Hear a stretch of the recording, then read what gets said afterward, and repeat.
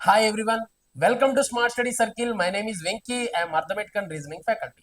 చూడండి ఈ రోజు వీడియోలో మనం దేని గురించి డిస్కషన్ చేసుకోబోతున్నాం సార్ అంటే నేను ఆల్రెడీ చెప్పాను ఆర్పిఎఫ్ ఎస్ఐలో 120కి 120 తెచ్చుకోవచ్చా అనే దాని గురించి నేను ఆల్రెడీ వీడియో చేశాను. దానికి సంబంధించి ఒక 7 క్వశ్చన్స్ ఎక్స్ప్లెయిన్ చేశానండి. సో దానికి కంటిన్యూషన్ 8th క్వశ్చన్ నుంచి మనం ఎక్స్ప్లెనేషన్ అయితే స్టార్ట్ చేద్దాం. అయితే ఇక్కడ కొంతమంది స్టూడెంట్స్ కి అందరికీ కాదు ఒక 5% స్టూడెంట్స్ కి ఏమనిపిస్తా ఉంది అంటే క్లాస్ కొంచెం స్లోగా ఉంది సార్. ఓకేనా? సో క్లాస్ అనేది కొంచెం స్లోగా అనిపిస్తుంది, మాకు కొంచెం ల్యాగ్ అనిపిస్తుంది అని చెప్పి కొంతమందికి అనిపిస్తూ ఉండొచ్చు. నాకైతే ఎవరూ చెప్పలేదు, బట్ నాకైతే అర్థమైంది. సో ఎందుకు ఇలా అనిపిస్తుంది అంటే దానికి ఒక రీజన్ ఉందండి.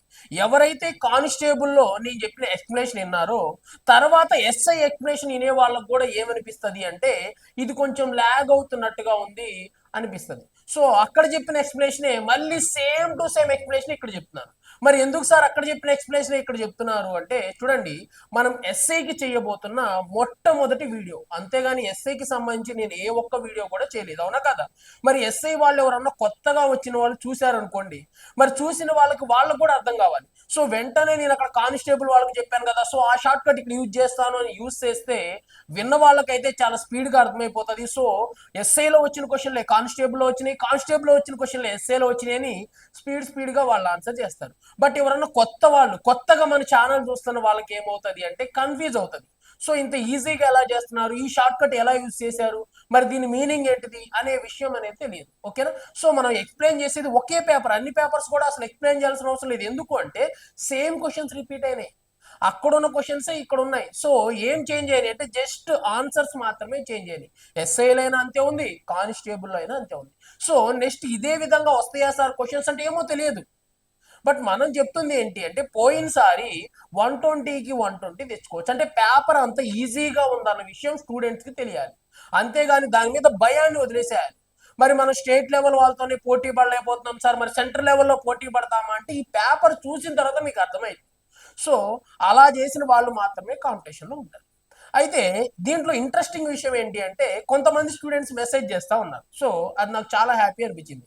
ఏమని చెప్తున్నారు అంటే సార్ మేము కొన్ని క్వశ్చన్స్ చూసాం సార్, క్వశ్చన్స్ విన్నాము, విన్న తర్వాత మరి ఇదే క్వశ్చన్స్ నిజంగా వచ్చాయా లేదా అని మేము చెక్ చేసాం సార్, చెక్ చేస్తే నిజంగానే అవే క్వశ్చన్స్ రిపీట్ అవుతా ఉన్నాయి, ఆన్సర్స్ మీరు చెప్పిన వేలో షార్ట్ కట్లో చేసాం సార్, చాలా తొందరగా ఆన్సర్స్ వచ్చినాయి, మేము ఎస్ఐ చేయలేమేమో, కానిస్టేబుల్ వచ్చిద్దో రాదో అని భయపడతా ఉన్నాం, బట్ మాకు చాలా కాన్ఫిడెన్స్ వచ్చింది, ఓ పేపర్ ఇంత ఈజీగా ఉందా అనే ఫీలింగ్ మాకు కలిగింది అని చెప్పి చాలా మంది స్టూడెంట్ చెప్పారు.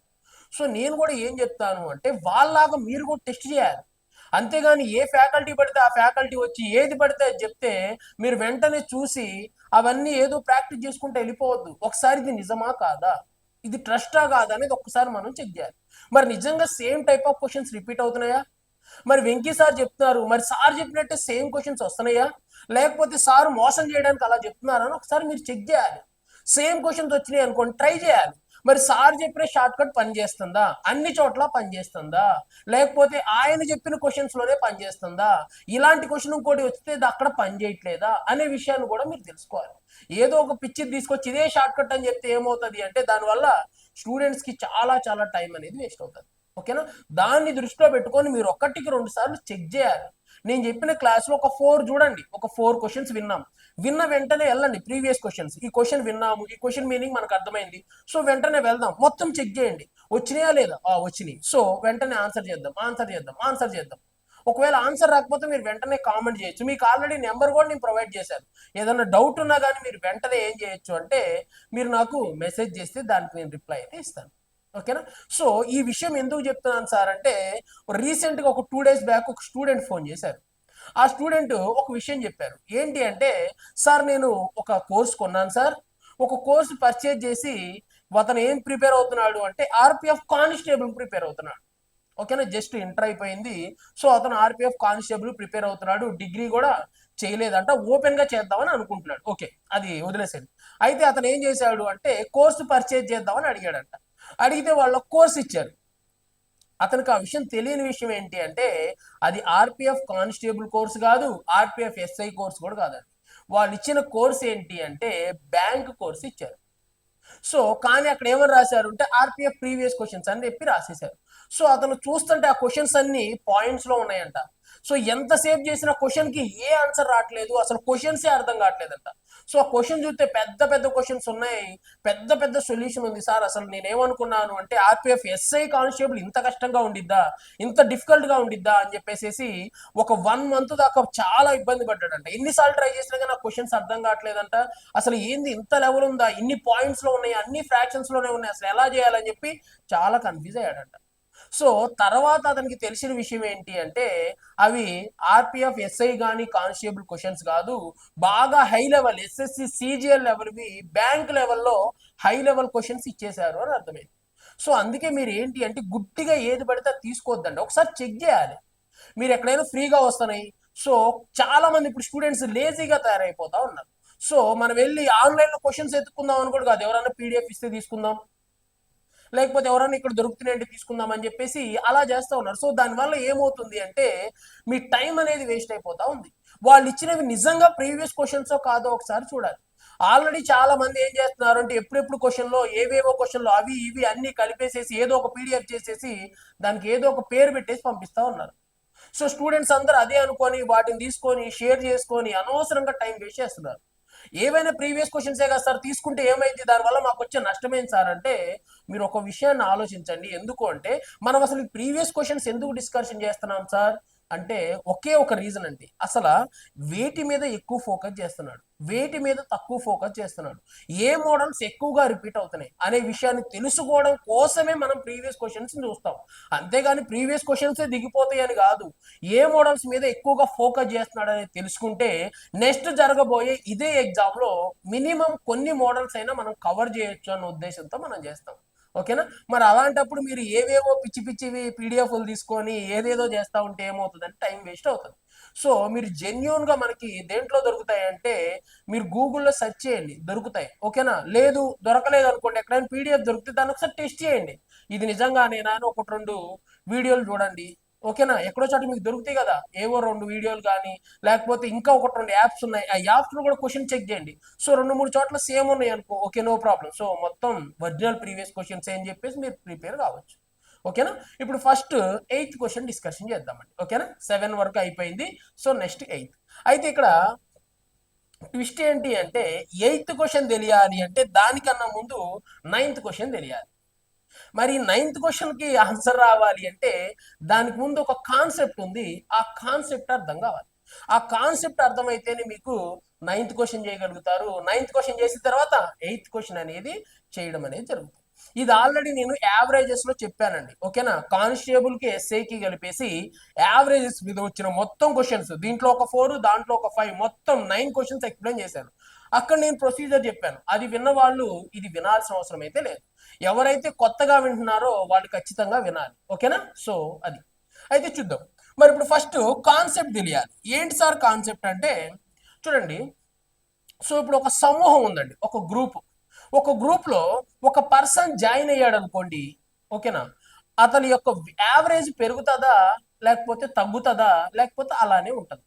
ఫర్ సపోజ్ గ్రూప్ లో నుంచి ఒక పర్సన్ బయటికి వెళ్ళిపోయాడు. మరి ఒక పర్సన్ బయటికి వెళ్ళిపోతే యావరేజ్ పెరుగుతుందా తగ్గుతుందా లేకపోతే అలానే ఉంటుందా అని క్వశ్చన్.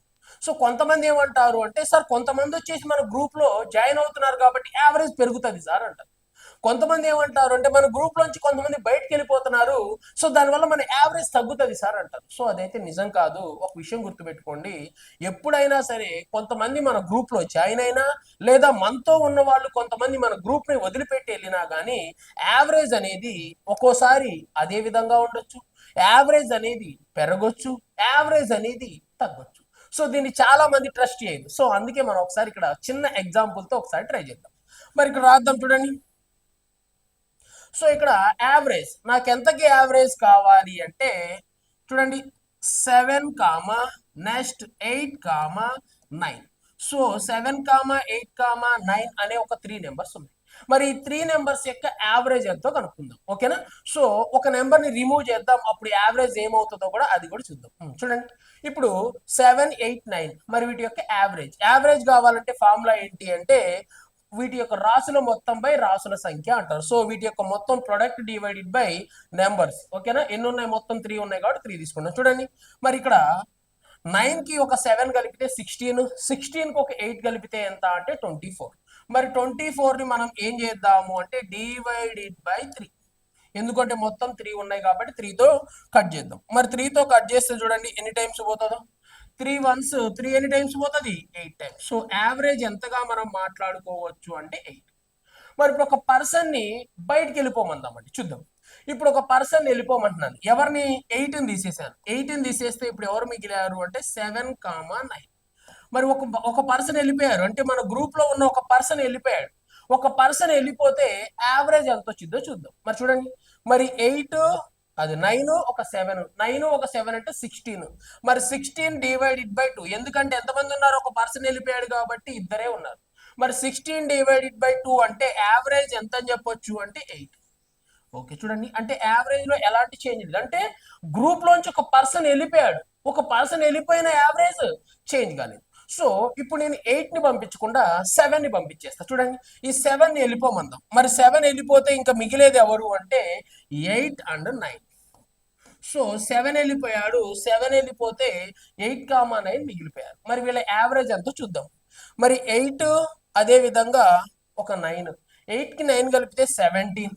మరి 17 డివైడెడ్ బై 2, మరి 2 తో కట్ చేద్దాం. చూడండి, 2 ఎన్ని టైమ్స్ పోతుంది అంటే 2 8s 16.5. సో 8.5 ఏమైంది అంటే యావరేజ్ అయింది.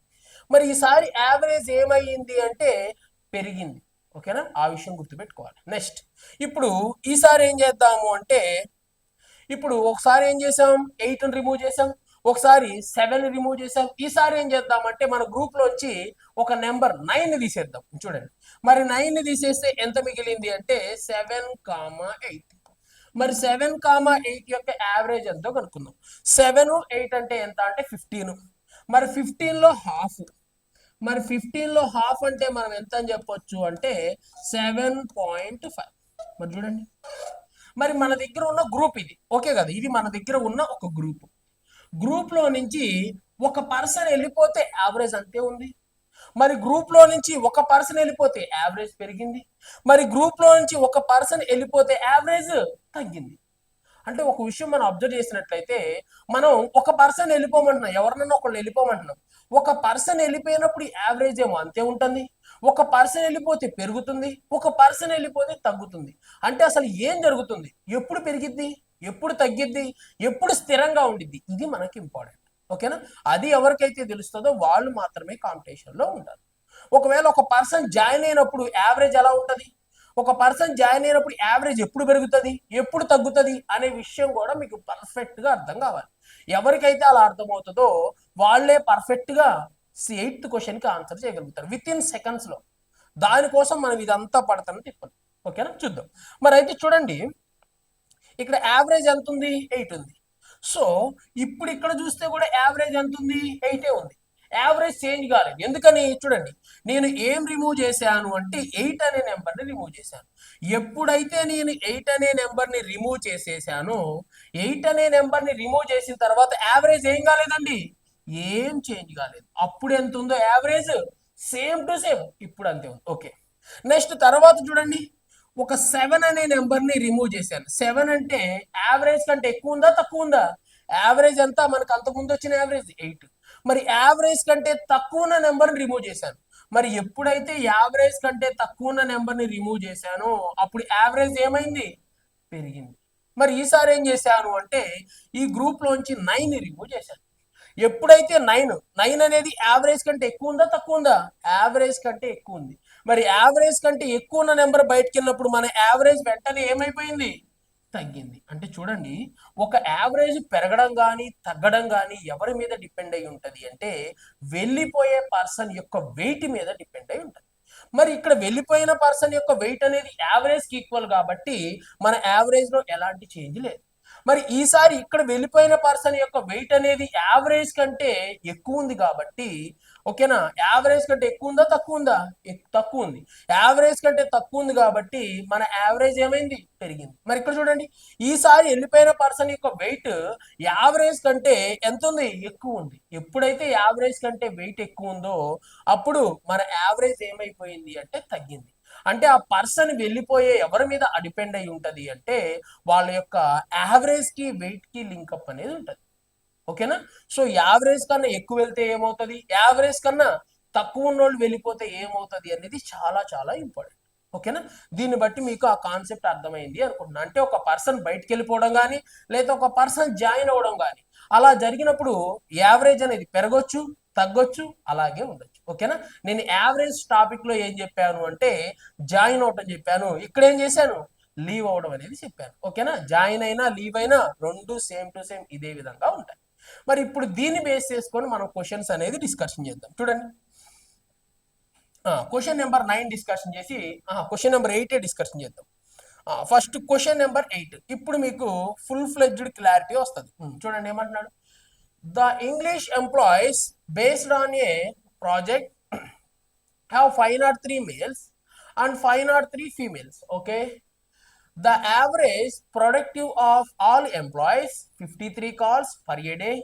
If male employees receiving an average 53 calls per a day, okay, then what is the average number of calls received by women employees in every day? మరి చూడండి ఏమంటున్నాడు, ప్రాజెక్ట్ పై ఆధారపడిన ఆంగ్ల కంపెనీలో 503 మంది పురుషులు 503 మంది మహిళలు ఉద్యోగులు ఉన్నారు. ఓకే, అన్ని ఉద్యోగుల యొక్క సగటు ఉత్పాదకత రోజుకు 53 కాల్స్. ఓకే, అయితే ఒక పురుష ఉద్యోగి రోజుకి సగటున 53 కాల్స్ ను స్వీకరిస్తే మరి మహిళా ఉద్యోగికి వచ్చే కాల్స్ యొక్క సంఖ్య ఎంత అంటున్నాడు. మరి ఇక్కడ చూడండి, ఈ క్వశ్చన్ మీనింగ్ తెలియాలి. మరి ఎందుకు సార్ మాకు మీనింగ్ ఏం చేసుకోండి సార్ అంటే అన్ని ఇవే మోడల్స్ వచ్చినాయి, సేమ్ టు సేమ్ దిగిపోయినాయి. అలాంటప్పుడు ఖచ్చితంగా మీరు ఏం తెలుసుకోవాలి, ఈ మోడల్ అసలు ఏంటిది, దీని మీనింగ్ ఏంటిది అనే విషయం పర్ఫెక్ట్ తెలుసుకోవాలి. ఈ ఒక్క క్వశ్చన్ విను 100 క్వశ్చన్లు చేస్తావు. 100 పేపర్లు ఉన్నాయి, ప్రీవియస్ క్వశ్చన్లో వెళ్ళి చూసుకో. 100 క్వశ్చన్లు ఒకేసారి చేయొచ్చు, విత్ ఇన్ సెకండ్ చూసిన వెంటనే. ఈ ఒక్క క్వశ్చన్ విను, క్లియర్ గా టైం వేస్ట్ అవుతుందని చాలా మంది అనుకుంటా ఉన్నారు. చాలా మందిలో చాలా తక్కువ మంది అనుకుంటా ఉన్నారు. చాలా మంది చాలా మంచి రెస్పాన్స్ వస్తుంది, వ్యూస్ కానీ టైం కానీ చాలా ఎక్కువసేపు కేటాయించి చూస్తున్నారు. సో నాకు అది నచ్చింది, అందుకే నేను ఇంకా స్లోగానే చెప్తున్నాను. స్పీడ్గా అయితే ఇప్పుడు చెప్పను, సమయం వచ్చినప్పుడు చెప్తాను. ఓకేనా. మరి అయితే ఈ క్వశ్చన్ మీనింగ్ ఒకసారి చూద్దాం. ఏమంటున్నాడు, కొంతమంది ఒక కంపెనీలో ఉద్యోగం చేస్తున్నారు. ఎంతమంది అంట, 503 మంది పురుషులు 503 మంది మహిళలు. ఓకే, వీళ్ళందరూ కలిసి ఒక కంపెనీలో ఉద్యోగం చేస్తున్నారు. అయితే అన్ని ఉద్యోగుల యొక్క సగటు ఉత్పాదకత రోజుకి 53 కాల్స్. అంటే ఏమంటున్నాడు అంటే వీళ్ళందరూ ఆ కంపెనీలో ఏం పని చేస్తారు అంటే ఫోన్ కాల్స్ మాట్లాడుతూ ఉంటారు. మరి 503 మంది ఏమో పురుషులు ఉన్నారు, మరి అదే విధంగా 503 మంది స్త్రీలు ఉన్నారు. వీళ్ళందరూ యావరేజ్ గా 53 కాల్స్ మాట్లాడుతున్నారంట. సో అందరూ కలిపి అంటే ఓకేనా, ఉమెన్స్ మరియు మెన్స్ ఇద్దరు కలిసి ఒక్కొక్కళ్ళు యావరేజ్ గా 53 కాల్స్ వరకు అటెంప్ట్ చేస్తున్నారు. ఓకే, అయితే ఒక పురుష ఉద్యోగి సగటున 53 కాల్స్ స్వీకరిస్తే మరి మహిళా ఉద్యోగి కూడా ఎన్నో కొన్ని కాల్స్ స్వీకరిస్తుంది కదా, అది ఎంత అని అడుగుతున్నాడు. ఓకేనా. సో ఉన్న వాళ్ళు ఎంతమందో చెప్తున్నాడు, మొత్తం మీద ఒక్కొక్కళ్ళు ఎన్ని కాల్స్ స్వీకరిస్తున్నారో చెప్తున్నాడు. మరి అదే విధంగా మేల్స్ ఎన్ని కాల్స్ స్వీకరిస్తున్నారో చెప్తున్నాడు. మరి అదే బేస్ చేసుకొని ఫీమేల్స్ ఎన్ని కాల్స్ స్వీకరించడానికి అవకాశం ఉంది అని అడుగుతున్నాడు. ఓకేనా. మరి ఇప్పుడు దీన్ని ఒకసారి మనం ప్రొసీజర్ చేద్దాం. చూడండి, దీనికి ప్రొసీజర్ అవసరం లేదు. ఓకేనా, షార్ట్ కట్ కూడా చెప్తాను. ఫస్ట్ ప్రొసీజర్ చూద్దాం. చూడండి, మరి ఎంతమంది అంట మేల్స్, చూడండి 503 మెంబర్స్ మేల్స్ ఉన్నారు. మరి మేల్స్ ఎన్ని కాల్స్ అటెంప్ట్ చేస్తున్నారు అంటే 53 కాల్స్ అటెంప్ట్ చేస్తున్నారండి. ఓకే, మేల్స్ వచ్చేసి 53 కాల్స్ అటెంప్ట్ చేస్తున్నారు. నెక్స్ట్ ఫీమేల్స్ ఎంతమంది ఉన్నారు అంటే 503 ఫీమేల్స్. మరి ఫీమేల్స్ అనే బదులు ఉమెన్స్ అందాం. సో ఉమెన్స్, మరి ఉమెన్స్ ఓకేనా 503 ఉన్నారు. బట్ వాళ్ళు ఎన్ని కాల్స్ అటెంప్ట్ చేస్తున్నారో మనకు తెలియదు, అదే వాడు ఒకవేళ కనుక్కోమంటున్నాడు. ఓకే చూద్దాం. నెక్స్ట్ ఇంకో విషయం చెప్తాడు, మరి మొత్తం కలిపి మరి మేలు ఫీమేల్ ఇద్దరు కలిపి ఎంత అంటే 1006. ఏంటిది ఇది టోటల్ మరి టోటల్ గా ఎంతమంది ఉన్నారు? 1006 మెంబర్స్ ఉన్నారు. మరి యావరేజ్ కి ఎన్ని కాల్స్ అటెంప్ట్ చేస్తున్నారు? 53 కాల్స్ అటెంప్ట్ చేస్తున్నారు. ఇదండి వాడు ఇచ్చింది రాశాను అంతే. మొత్తం అయితేనేమో అందరూ కలిసేమో సగటున 53 కాల్స్ తీసుకుంటున్నారు. మరి ఒకవేళ మేల్ అయితేనేమో 53 కాల్స్ తీసుకుంటున్నారు. మరి ఫీమేల్స్ కూడా ఎన్ని కాల్స్ తీసుకుంటే సరిపోతుంది అని చెప్పేసి వాడు అడుగుతున్న క్వశ్చన్. మరి దీన్ని జనరల్ గా మనం ఎట్లా చేస్తాం అది చేద్దాం, తర్వాత షార్ట్ కట్ వాడుకుందాం. ఓకేనా? ఎగ్జామ్ పాయింట్ ఆఫ్ వ్యూలో మొత్తం క్వశ్చన్స్ కి మీరు షార్ట్ కట్టే వాడు. మరి క్యాజువల్ గా మనం చేసినప్పుడు ఎట్లా చేస్తాము అంటే అట్లా టోటల్ కాల్స్ ఎన్నో కనుక్కుందాం. మొత్తం ఎన్ని కాల్స్ కనుక్కుందాం. మరి వాటిలో మేల్స్ ఎన్ని కాల్స్ మాట్లాడుతున్నారో కనుక్కుందాం. తర్వాత ఫీమేల్స్ ఎన్ని కాల్స్ మాట్లాడుతున్నారో తెలిసిపోయింది. సో ఫీమేల్స్ యొక్క యావరేజ్ కనుక్కుందాం. చూడండి, మరి మేల్స్ మొత్తం ఎన్ని కాల్స్ మాట్లాడుతున్నారో చూద్దాం అందరూ కలిపి. సో మొత్తం ఎంత ఉన్నారు? 1006 ఉన్నారు. ఒక్కొక్కళ్ళు ఎన్ని కాల్స్ మాట్లాడుతున్నారు? 53. యావరేజ్ గా 53 చొప్పున మాట్లాడుతున్నారు. సో టోటల్ గా ఎన్నో తీసుకుందాం. ఓకేనా? 1006 ఇంటూ 53. మరి 53 సిక్సెస్, మరి 53 సిక్సెస్ ఎంతో నాకు తెలియదు. సో అందుకే ఇంటూ 6 చేస్తున్నా. చూడండి, 6 3s ఎంత అంటే 18. సో 1 రాసి 8 పక్కన పెట్టేద్దాం. నెక్స్ట్ 6 5 30, 30 ఒక 1 ఎంత అంటే 31. ఓకే, సో చూడండి 53 సిక్సెస్ ఎంత అంటే 318. సో ఫస్ట్ నెంబర్ తీసుకోవాలి కాబట్టి 8ని తీసుకొచ్చి ఇక్కడ రాసేసాను. ఓకే, నెక్స్ట్ తర్వాత చూడండి 53 ఇంటూ 0, 0నే. మరి ఇక్కడ 31 మిగిలిపోయింది. 0 ప్లస్ 31 అంటే 31. మరి చివరి నెంబర్ ఎంత? 1. సో అందుకే 1 తీసుకొచ్చి ఇక్కడ రాశాను. ఓకే, నెక్స్ట్ 53 ఇంటూ 0, 53 ఇంటూ 0 అంటే 0నే. మరి 0 ప్లస్ 3, 0 ప్లస్ 3 అంటే 3. సో అందుకే ఆ 3ని తీసుకొచ్చేసి ఇక్కడ రాసేసాను. నెక్స్ట్ 53 ఇంటూ 1, 53 వన్స్ ఎంత అంటే 53. సో ఇదండి, అంటే మొత్తం మీద వచ్చిన కాల్స్ ఎంత అంటే 53,318 కాల్స్ మొత్తం వచ్చినాయి. వాటిని మేల్స్ ఫీమేల్స్ ఇద్దరు ఏం చేశారు అంటే ఇద్దరు అటెంప్ట్ చేయడం జరిగింది. ఓకేనా? అయితే ఇప్పుడు మేల్స్ అసలు ఎన్ని కాల్స్ చేశారో చేద్దాం. మొత్తం కాల్స్ ఏమో ఇవి, మరి మేల్స్ ఎన్ని కాల్స్ అటెంప్ట్ చేశారో చూద్దాం. చూడండి 53 ఇంటూ 3, మరి 53 3s నాకు తెలియదు. సో అందుకే 53 into 3, 3 3s 9, 3 5s 15. So 159. So 159 కాబట్టి 9 తీసుకొని వెళ్ళి ఇక్కడ రాసేస్తున్నాను. సో 9 ఇక్కడ రాశాను. ఓకే, నెక్స్ట్ 53 ఇంటూ 0, 53 జీరోస్ ఎంత అంటే 0నే. 0 ప్లస్ 15, 0 ప్లస్ 15 అంటే 15 వస్తుంది. సో 5 తీసుకెళ్ళిపోయి ఇక్కడ రాసేసాను. ఓకే, నెక్స్ట్ తర్వాత చూడండి 53 ఇంటూ 5, 53 5s తెలియదు కదా మనకి, ఇక్కడ రాద్దాం. 53 ఇంటూ 5, 3 5s 15. సో 5 రాసి 1 పక్కన పెడదాం. నెక్స్ట్ 5 5s 25, 25కి 1 కలిపితే ఎంత అంటే 26. సో 265. ఇక్కడ ఆల్రెడీ 1 మిగిలిపోయింది కదా, ఆ 1ని తీసుకొచ్చి ఇక్కడ కలుపుదాం. అప్పుడు ఏమవుతుంది అంటే 266. సో ఆ 266ని తీసుకెళ్ళి ఇక్కడ రాద్దాం. 266. Okay, enough. ఇది ఈ రఫ్ వర్క్ మనం రఫ్ చేసేద్దాం. ఇది మ్యాటర్.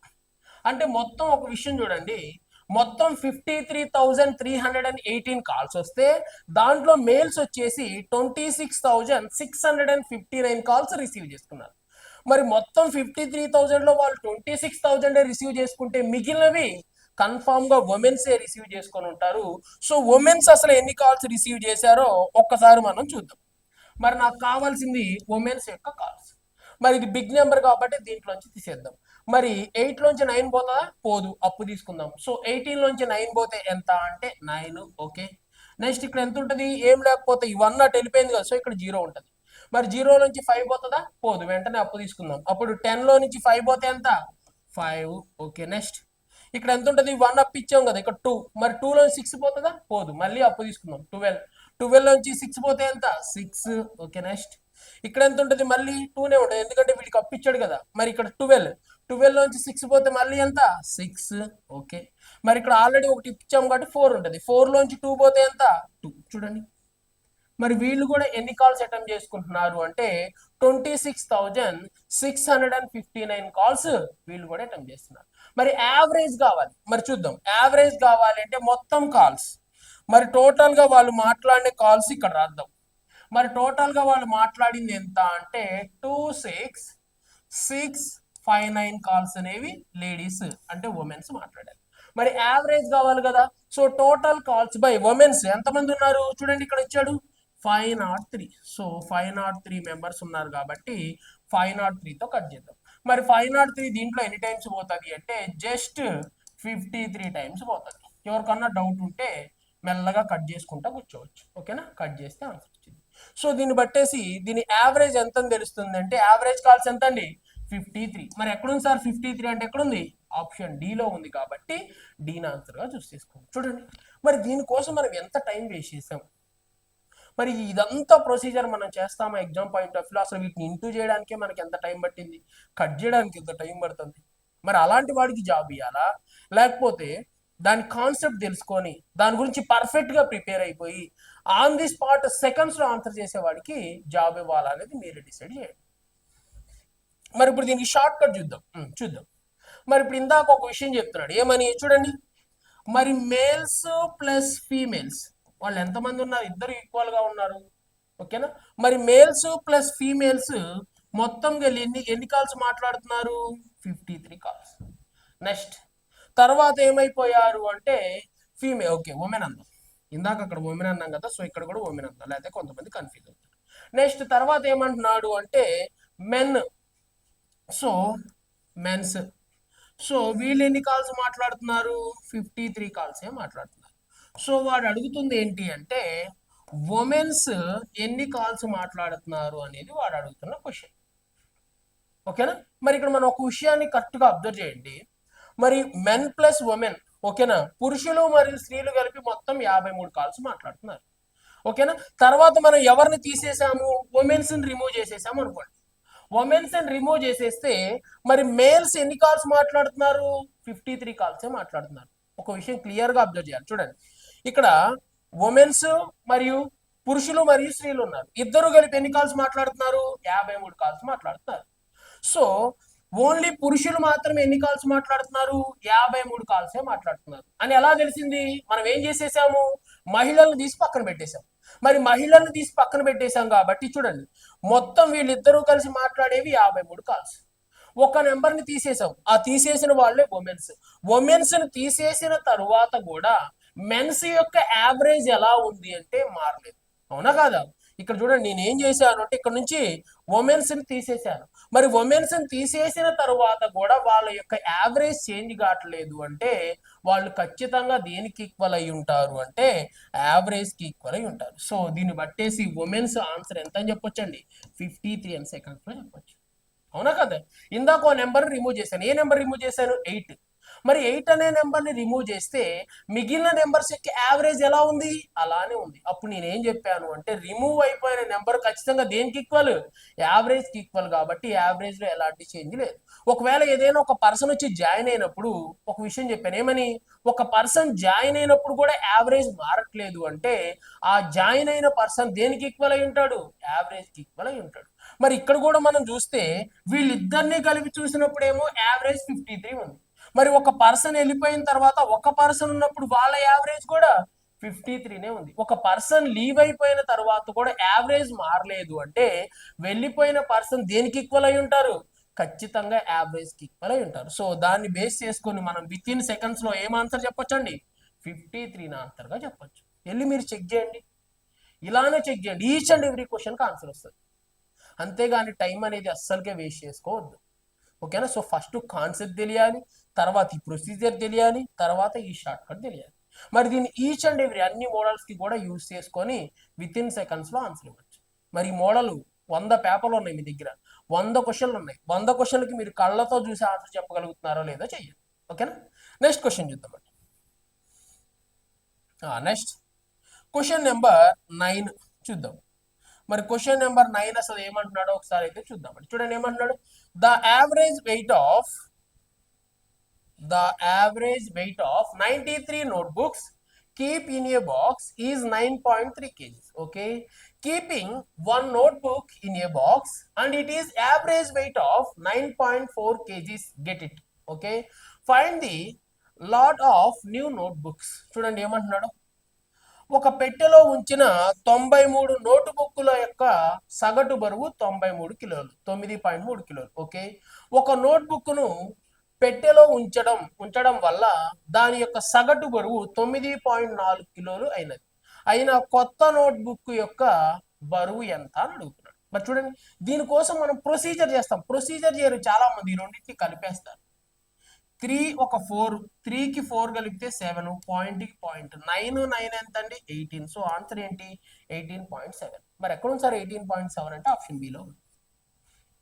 ఇదేంటి అంటే షార్ట్ కట్ ఇది, బట్ మనం చేసేది ఏంటి అంటే ప్రొసీజర్ చేస్తే టైం వేస్ట్ అవుతుంది. సో ఎవరైతే ఇలా షార్ట్ కట్ యూజ్ చేస్తారో విత్ ఇన్ సెకండ్స్లో ఆన్సర్ని వాళ్ళు గెటింగ్ చేసుకోగలుగుతారు. ఓకేనా, మరి చూద్దాం. చూడండి ఏమంటున్నాడు, మరి 93 నోట్బుక్స్ ఉన్నాయండి. చూడండి 93 బుక్స్. మరి 93 బుక్స్ యొక్క వెయిట్ ఎంత అంటే 9.3. ఓకే, నెక్స్ట్ అయితే ఒక బుక్ యాడ్ అయింది కాబట్టి ఇప్పుడు ఎన్ని బుక్స్ అయినాయి 94 బుక్స్ అయినాయి. మరి ఈ 94 బుక్స్ యొక్క యావరేజ్ ఎంత అని చెప్తున్నాడు అంటే 9.4. ఇది వాడిస్తున్న క్లారిటీ. మరి ఫస్ట్ లో నా దగ్గర 93 బుక్స్ ఉన్నాయి, అప్పుడు వెయిట్ ఎంత ఉంది యావరేజ్ గా అంటే 9.3 kgs మోయాల్సి వచ్చింది. సో వెంటనే ఇంకొకటి ఒక బుక్ తీసుకొచ్చి ఆ బాక్స్ లో పెట్టాడు, బాక్స్ నేను పట్టుకునే ఉన్నా. ఇప్పుడు 9.3 అనేది సడన్ గా 9.4 అయింది. ఓకేనా, అప్పుడు నేను అడుగుతుంది అంటే ఈ బుక్ యొక్క వెయిట్ ఎంత ఉంది. ఒక పాయింట్ పెరిగింది అంటే చాలా వెయిట్ నా మీద పడింది, ఆ పాయింట్ పెరగడానికి ఒక బుక్ కారణం. సో ఆ బుక్ యొక్క వెయిట్ ఎంత అని చెప్పేసి నేను అడుగుతా ఉన్నాను. మరి దీనికి చాలా మంది చేసే ప్రొసీజర్ మనకు తెలిసిన ప్రొసీజరే, కొత్త ప్రొసీజర్ అయితే ఏం కాదు. చాలా మంది ఏం చేస్తారంటే మొత్తం ఇక్కడ ఉన్న బుక్స్ ఏమో 93 బుక్స్, ఇక్కడ ఉన్న బుక్స్ ఏమో 94 బుక్స్. మరి వీటి యొక్క టోటల్ కనుక్కుంటారు, టోటల్ వెయిట్. మరి ఇప్పుడు 93 బుక్స్ యొక్క వెయిట్ ఎంత 9.3 kgs ఉంది. ఎలా అది యావరేజ్. మరి యావరేజ్ గా 9.3 ఉంటే అసలు టోటల్ వెయిట్ ఎంతో కనుక్కుంటారు. సో ఈ 93 బుక్స్ యొక్క వెయిట్ ఎంతో కనుక్కుందాం. ఒక్కొక్క బుక్ 9.3 kgs ఉంది, ఇలా మొత్తం 93 ఉన్నాయి కాబట్టి 9.3 ఇంటూ 93. సో పాయింట్ పక్కన పెట్టేస్తే 93 ఇంటూ 93. మరి దానికి నేను షార్ట్ కట్ చెప్పాను కదా 93 హోల్ స్క్వేర్. మరి 93 హోల్ స్క్వేర్ కి నేను ఒక షార్ట్ కట్ చెప్పాను. మరి 93 100 కంటే ఎంత తక్కువ ఉంది 7 తక్కువ ఉంది. మరి 7 7 ఎంత 49. ఓకే, మరి 93 100 కంటే ఎంత తక్కువ ఉంది 7. సో 93 లోంచి ఒక 7 రిమూవ్ చేసేయండి. సో ఫస్ట్ 7 కదా 3 తీసేద్దాం, 3 లోంచి 3 పోతే ఇంకొక 4 మిగులుతుంది. సో 90 లోంచి 4 పోతే ఎంత అంటే 86. సో ఆన్సర్ వచ్చింది. సో 8649 ఇక్కడ రాద్దాం. సో 8649 పాయింట్ ఉంది కాబట్టి ఒక నెంబర్ తర్వాత పాయింట్. నెక్స్ట్ ఇక్కడ చూడండి 94 బుక్స్, వాటి యొక్క యావరేజ్ ఎంత 9.4. అంటే ఒక్కొక్క బుక్ 9.4 9.4 9.4 ఉంది. సో ఇప్పుడు 94 ఇంటూ 9.4 చేస్తే ఏమొస్తుంది ఆ 94 బుక్ల యొక్క టోటల్ వెయిట్ వస్తుంది. సో నాకు కావాల్సింది టోటల్ వెయిట్. మరి ఆ టోటల్ వెయిట్ ఏం చేద్దామంటే 94 ఇంటూ 94.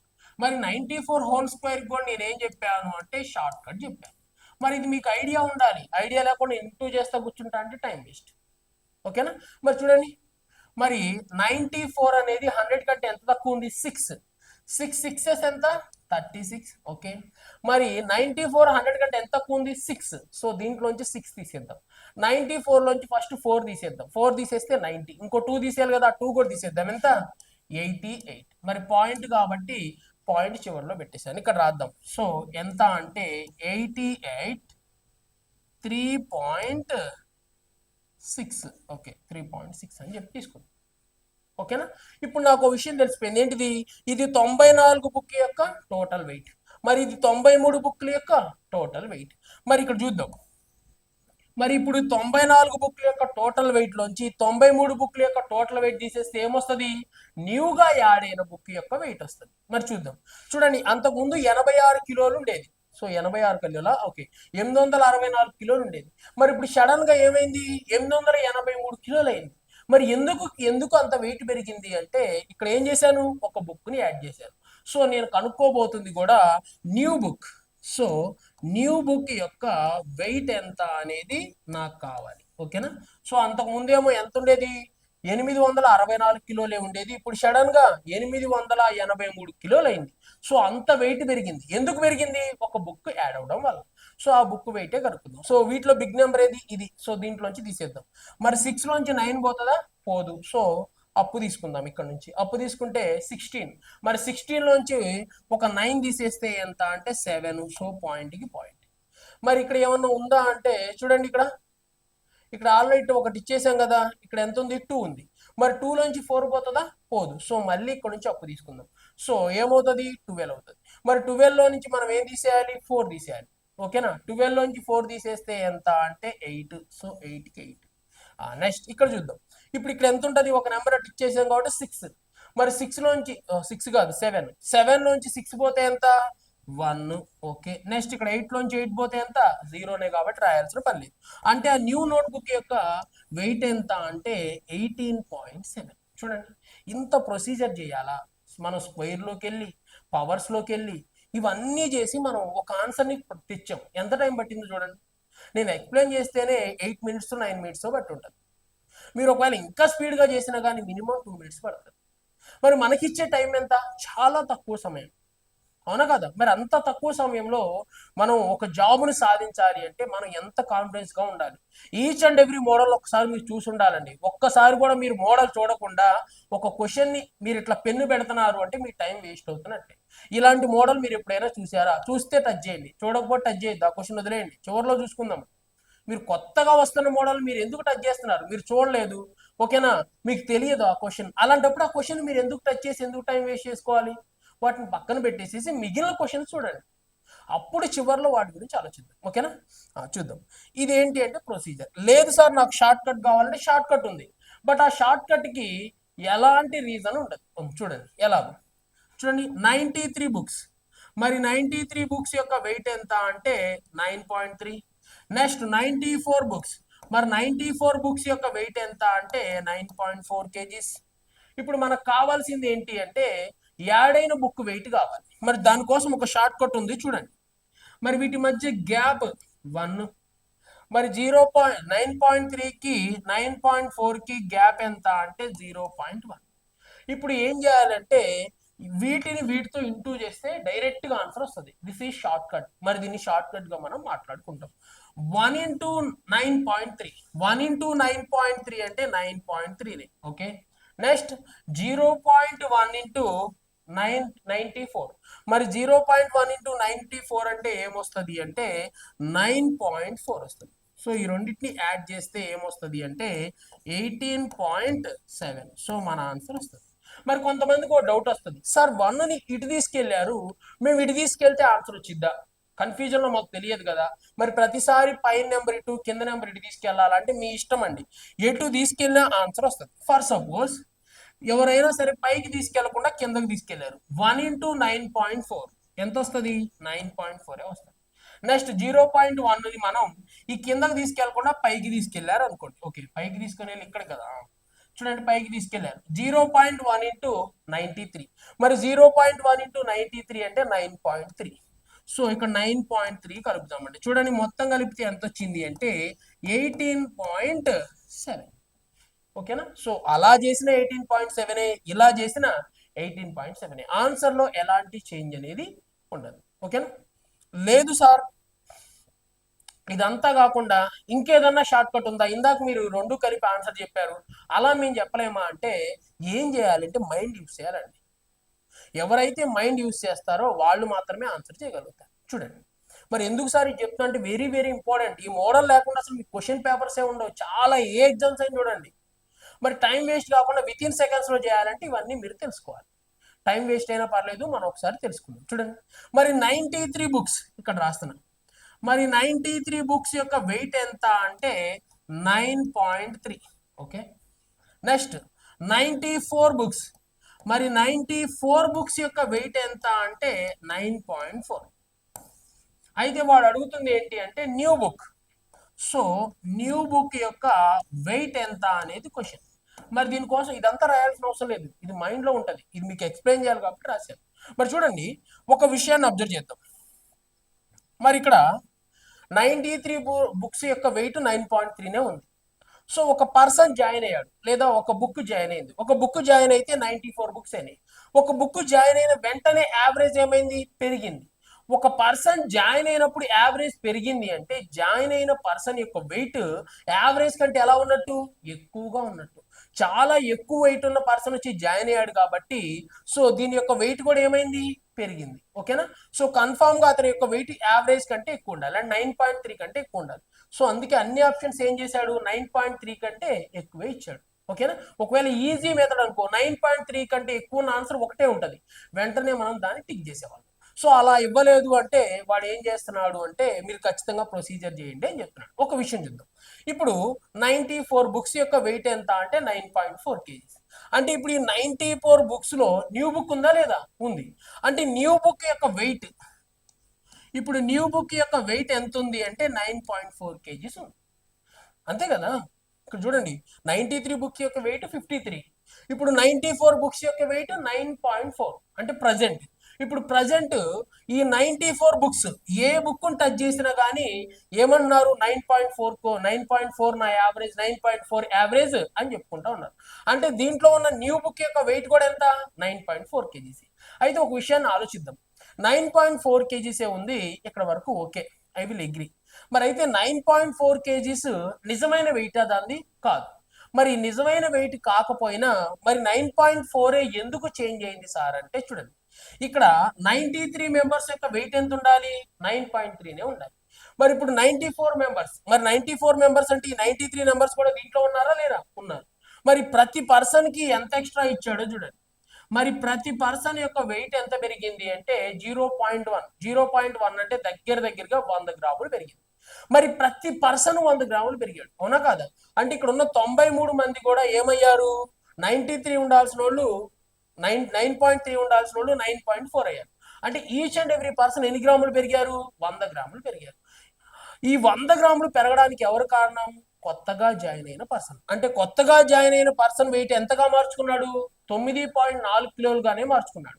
మరి 9.4 కిలోలు ఉంచుకొని మీ మిగిలిన వాళ్ళందరికీ ఏం చేశాడు, 100 గ్రాములు ఇచ్చాడు. సో అంతకు ముందు ఉన్న వాళ్ళు ఎంతమంది, 93 మంది. మరి ఒక్కొక్కరు వెయిట్ ఎంత పెరిగింది, 0.1 గ్రామ్స్ పెరిగింది, అంటే 100 గ్రాములు పెరిగింది. మరి 93 మంది కూడా ఎంత పెరుగుంటారు అంటే 0.9 ఇంటూ 93. సో వాళ్ళు ఎంత వెయిట్ పెరిగారు అంటే 9.3. చూడండి, మరి న్యూ పర్సన్ యొక్క వెయిట్ 9.3నే ఉంది. మరి ఒరిజినల్ గా అతని యొక్క వెయిట్ 9.3నా కాదు, చాలా ఎక్కువ ఉండాలి. బట్ 9.3నే ఎందుకు అయింది అంటే ఇక్కడ ఉన్న 93 మందికి ఒక్కొక్కళ్ళకి 100 గ్రాములు చొప్పున ఇచ్చాడు. ఒక్కొక్కళ్ళకి 100 గ్రాములు ఇచ్చాడు కాబట్టి వాళ్ళని ఏం చేశాడు, 9.4 చేశాడు. సో 100 ఇంటూ 9.4 అంటే ఎంత అంటే ఓకేనా, 9,300 గ్రాములు. సో దాన్ని మనం ఏమని చెప్పొచ్చు అంటే 9.3గా మాట్లాడుకోవచ్చు. సో ఈ 9.3ని ఏం చేశాడు, వాళ్ళందరికీ ఇచ్చేసాడు. ఓకేనా. సో ఇతని యొక్క మొత్తం వెయిట్ ఎంత అంటే ఇది ఒక 7, నెక్స్ట్ 9 అంటే ఎంత, 18.7. సో ఇలా విత్ ఇన్ సెకండ్స్ లో చెప్పేయచ్చు. ఎవరికైతే ఇది ఐడియా ఉంటుందో వాళ్ళు ఏం చేస్తారంటే ప్రొసీజర్ చేయరు. సో 93 బుక్స్ ఉండాలి, మరి 9.3 ఉంది, సడన్ గా 9.4 అయింది. సో ఒక్కొక్కరికి 0.1 పెరిగింది. సో ఈ 93 మెంబర్స్ కి ఎంత పెరిగింది, 0.1 ఇంటూ 93, సో 9.3. సో అని చెప్పేసి 9, 18, 4, 3 అంటే 7. సో ఇలా తీసుకుంటారు. ఇలా తీసుకుంటే అసలు అర్థం కాదు. ఫస్టే నేను ఈ షార్ట్ కట్ చెప్పాను అనుకోండి, మీకే కాదు కొత్తగా చూసే వాళ్ళకి అర్థం కాదు, అసలు ఎందుకు ఈ నెంబర్ తీసుకొచ్చి ఇక్కడ యాడ్ చేశాడో అర్థం కాదు. మరి ఈ రెండింటిని కలిపి ఆన్సర్ చెప్పాను అనుకోండి, అయినా మీకు అర్థం కాదు. ఎప్పుడైతే ఈ ప్రొసీజర్ మొత్తం తెలుసుకుంటామో, షార్ట్ కట్ తెలుసుకుంటామో అప్పుడు మనకు అర్థమైంది. ఇప్పుడు వెళ్ళి మిగిలిన క్వశ్చన్లు అన్నిటికీ ట్రై చేయండి. ఒక్కొక్క పర్సన్ ఎంత పెరిగాడు అని చెప్పేసి ఇలా పాయింట్స్ లో కలిపేయండి. ఇలా విత్ ఇన్ సెకండ్స్ లో మీరు ఆన్సర్ చేయగలుగుతున్నారా లేదా అనేది నాకు చెప్పండి. ఓకేనా. ఇవే క్వశ్చన్స్ ఉంటాయి, ఇవే మోడల్స్ ఉంటాయి, ఒకసారి అయితే ఖచ్చితంగా ఆన్సర్ చేయాలి. ఓకేనా. నెక్స్ట్ క్వశ్చన్ చూద్దామండి. Question number 10. ఈ క్వశ్చన్ నెంబర్ 10 గురించి మనం ఒకసారి మాట్లాడు. చాలా ఈజీ క్వశ్చన్ ఇది. ఓకేనా. పర్సంటేజ్ బేస్ మీద వచ్చింది. ఫార్ములాని యూజ్ చేసేసి ఆన్సర్ ఇంకా ఈజీగా చేయొచ్చు. చూడండి ఏమంటున్నాడు, a shopkeeper with an increases of 31% in a cost value of the item, okay, holds at discount of 31% on the sales after making the price. Okay, so tells know the total percentage gain or loss in. చూడండి ఏమంటున్నాడు, ఒక దుకాణదారుడు ఒక వస్తువు యొక్క ధర విలువలో 31% పెరుగుదలతో next తరువాత ధరను గుర్తించిన తరువాత విక్రయంపై 31% తగ్గింపు ఉండాలని భావించాడు. ఓకే, కాబట్టి వీరు మొత్తం మీద పొందే లాభ లేదా నష్ట శాతాన్ని కనుగొనండి అంటున్నారు. సో ఒక పర్సన్ ఏం చేశాడంటే ఒక ఐటమ్ని కొన్నాడండి. ఒక ఐటమ్ని కొని ఏం చేశాడు అంటే కొనడం లేదా తయారు చేయడం, తయారు చేసేసి దాని మీద ఒక 31% ఎక్కువ ధరను ముద్రించాడు. ముద్రించిన తర్వాత ఇదే ధర కొంటారో లేదో అని డౌట్ వచ్చేసి వెంటనే ఏం చేశాడు అంటే దాని మీద డిస్కౌంట్ ఇచ్చాడు. ఓకేనా, సో అలా చేయడం వల్ల అతనికి ఏమన్నా నష్టం వచ్చిందా లేకపోతే లాభం వచ్చిందా అంటున్నాడు.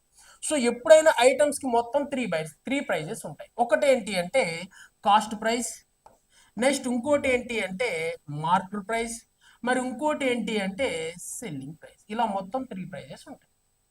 ఎందుకని ఇప్పుడు నేను ఈ పెన్నును తయారు చేశానండి. ఈ పెన్ను తయారు చేస్తే దీన్ని ఏమంటాం, కాస్ట్ ప్రైస్ అంటాం. సో దీనికి ఎంత ఖర్చు అయింది, ఒక 500 రూపీస్ ఖర్చు అయింది అనుకోండి. దీన్నే నేను ఏమంటాను అంటే కాస్ట్ ప్రైస్ అంటాను. మరి దీనికి నాకు మొత్తం 500 రూపీస్ ఖర్చు అయింది. మరి ఖర్చు అయిన తర్వాత నేను 500 పెట్టి నాకు 500 ఖర్చు అయింది, మరి నువ్వు 500 కొను అంటే ఎవరైనా కొంటారా, కొనరు. ఒకవేళ అలా అమ్మితే నాకేమన్నా లాభం ఉంటుందా, ఉండదు. మరి నేను ఏం చెప్తానంటే నేను 500కి నాకు తయారు చేయడానికి 500 అయింది, నువ్వు 700 తీసుకోవా, నాకు 200 లాభం వచ్చింది అని అనుకో. మరి వాళ్ళు ఏం చేస్తారు, ఎవరైనా 200 లాభం ఇచ్చుకుంటారా, కొనరు. నీకు 500 పడింది కదా, మాకు 400 ఇస్తావా, 300 ఇస్తావా అని అడుగుతారు. ఎందుకంటే మనుషుల్లో ఉన్నదే అది. మరి అప్పుడు ఏం చేయాలి, నేను వెంటనే వాళ్ళు మోసం చేయాలి. ఎలా మోసం చేస్తాను అంటే దీనికైన ప్రైస్ కంటే దీని మీద ప్రైస్ ట్యాగ్ ఏం చేస్తాను, ఎక్కువ పెడతాను. ఓకేనా, దీనికి 100 రూపీస్ అయిందను, ఇప్పుడు 500 అయింది కదా, దీని మీద ఏం చేస్తాను అంటే నేను 900 అని ట్యాగ్ రాస్తాను. అప్పుడు చూసిన వాళ్ళందరూ 900 రూపీసా ఇది అంటారు. మరి నిజమైన కాస్ట్ నాకు తెలుసు, వాళ్ళకి తెలియదు కదా. చూసిన వాళ్ళు ఓహో ఇది ఖర్చు, ఇది 900 ఖర్చు అయిందా అని వాడు అనుకుంటాడు. అప్పుడు వెంటనే ఏం చేస్తాను అంటే మీకు డిస్కౌంట్ ఇస్తున్నాను అని చెప్తాను. ఎంత అండి అంటాను, ఒక 200 డిస్కౌంట్ ఇస్తున్నాను అంటాను. అప్పుడు వెంటనే వాళ్ళు ఏం చేస్తారు, 700కి దాన్ని కొనేసుకుంటారు. సో కస్టమర్ ఏం ఆలోచిస్తాడు అంటే 900 ఉన్న దాన్ని 200 తక్కువకి 700కే తీసుకున్నాను, సో నాకు ప్రాఫిట్ వచ్చింది అని వాడు ఫీల్ అవుతాడు. మరి నేనేం ఫీల్ అవుతాను అంటే నాది పడింది 500, బట్ 900 అని చెప్పి వాడికి అబద్ధం చెప్పి వాడికి డిస్కౌంట్ పేరుతో మోసం చేసి 700కి అమ్మాను. సో దానివల్ల నా వేలో నాకేమో లాభం, వాడి వేలో వాడు కూడా ఏమనుకుంటాడు, వాడికి లాభమే అనుకుంటాడు. ఓకేనా, మరి దీని మొత్తం మీద ఈ తయారు చేసిన వాడికి ఒక్కోసారి లాభం వస్తుంది, ఒక్కోసారి నష్టం వస్తుంది. ఎందుకని వాడు తీసుకునే డెసిషన్స్ మీద ఆధారపడి ఉంటుంది. వాడు కరెక్ట్ డెసిషన్ తీసుకొని కరెక్ట్గా కస్టమర్ని మోసం చేయగలిగాడు అనుకోండి, వాడికి ప్రాఫిట్ వస్తుంది. ఒకవేళ వాడు కరెక్ట్ డెసిషన్ తీసుకోకుండా మోసం చేయడం రాలేదనుకోండి, వాడు ఏమవుతాడంటే లాస్ అయిపోతాడు. సో ఇక్కడ కూడా అదే జరిగింది. సో ఇప్పుడు ఫస్ట్ కాస్ట్ ప్రైస్ ఎంత అంటే మన ఇష్టం ఎంతైనా అనుకోవచ్చు. నేను ఎంత అనుకుంటున్నాను అంటే కాస్ట్ ప్రైస్ వచ్చేసి 100 రూపీస్. మరి 100 రూపీస్ ఉన్న దాని మీద ఏం చేశాడు అంటే 31% అధిక ధరను ముద్రించాడు. ఎప్పుడైనా మనం ఎక్కువ ధరను ముద్రించాలి అంటే ఎవరి మీద ముద్రిస్తాము అంటే కాస్ట్ ప్రైస్ మీద. సో ఇక్కడ నుంచి ఒక 31% అధిక ధరను ముద్రించాం. మరి 31% అంటే చూడండి, 100లో 31% అంటే ఎంత అంటే 31 రూపాయి. సో ఇప్పుడు దాని ఐటమ్ యొక్క కాస్ట్ ఎంత చేశాను, 131 రూపాయి చేశాను చూడండి. మరి దాని యాక్చువల్ ప్రైస్ ఏమో 100. మరి నేను వాడికి 100 రూపాయలు పెట్టి తయారు చేశాను, కొను అంటే కొంటాడా, కొనడు. సో అందుకే ఏం చేశాను, 31% అధిక ధరను ముద్రించాను. సో 100 రూపాయలు కాదు, ఈ ఐటమ్ యొక్క కాస్ట్ ఎంత అని చెప్తున్నాను, 131 అని దీని మీద ప్రింట్ చేశాను. మరి అప్పుడు వాడు ఊరుకుంటాడా, వెంటనే మన దగ్గరికి వచ్చి ఏమడుగుతాడు, డిస్కౌంట్ ఏమన్నా ఉందా అంటాడు.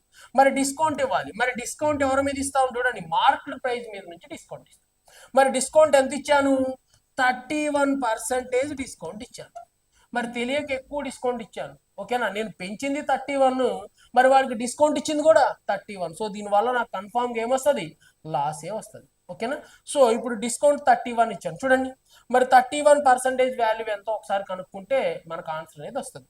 మరి చూడండి 131, దీంట్లో నాకు కావాల్సింది 31% వాడికి ఆఫర్ ఇచ్చేసాను.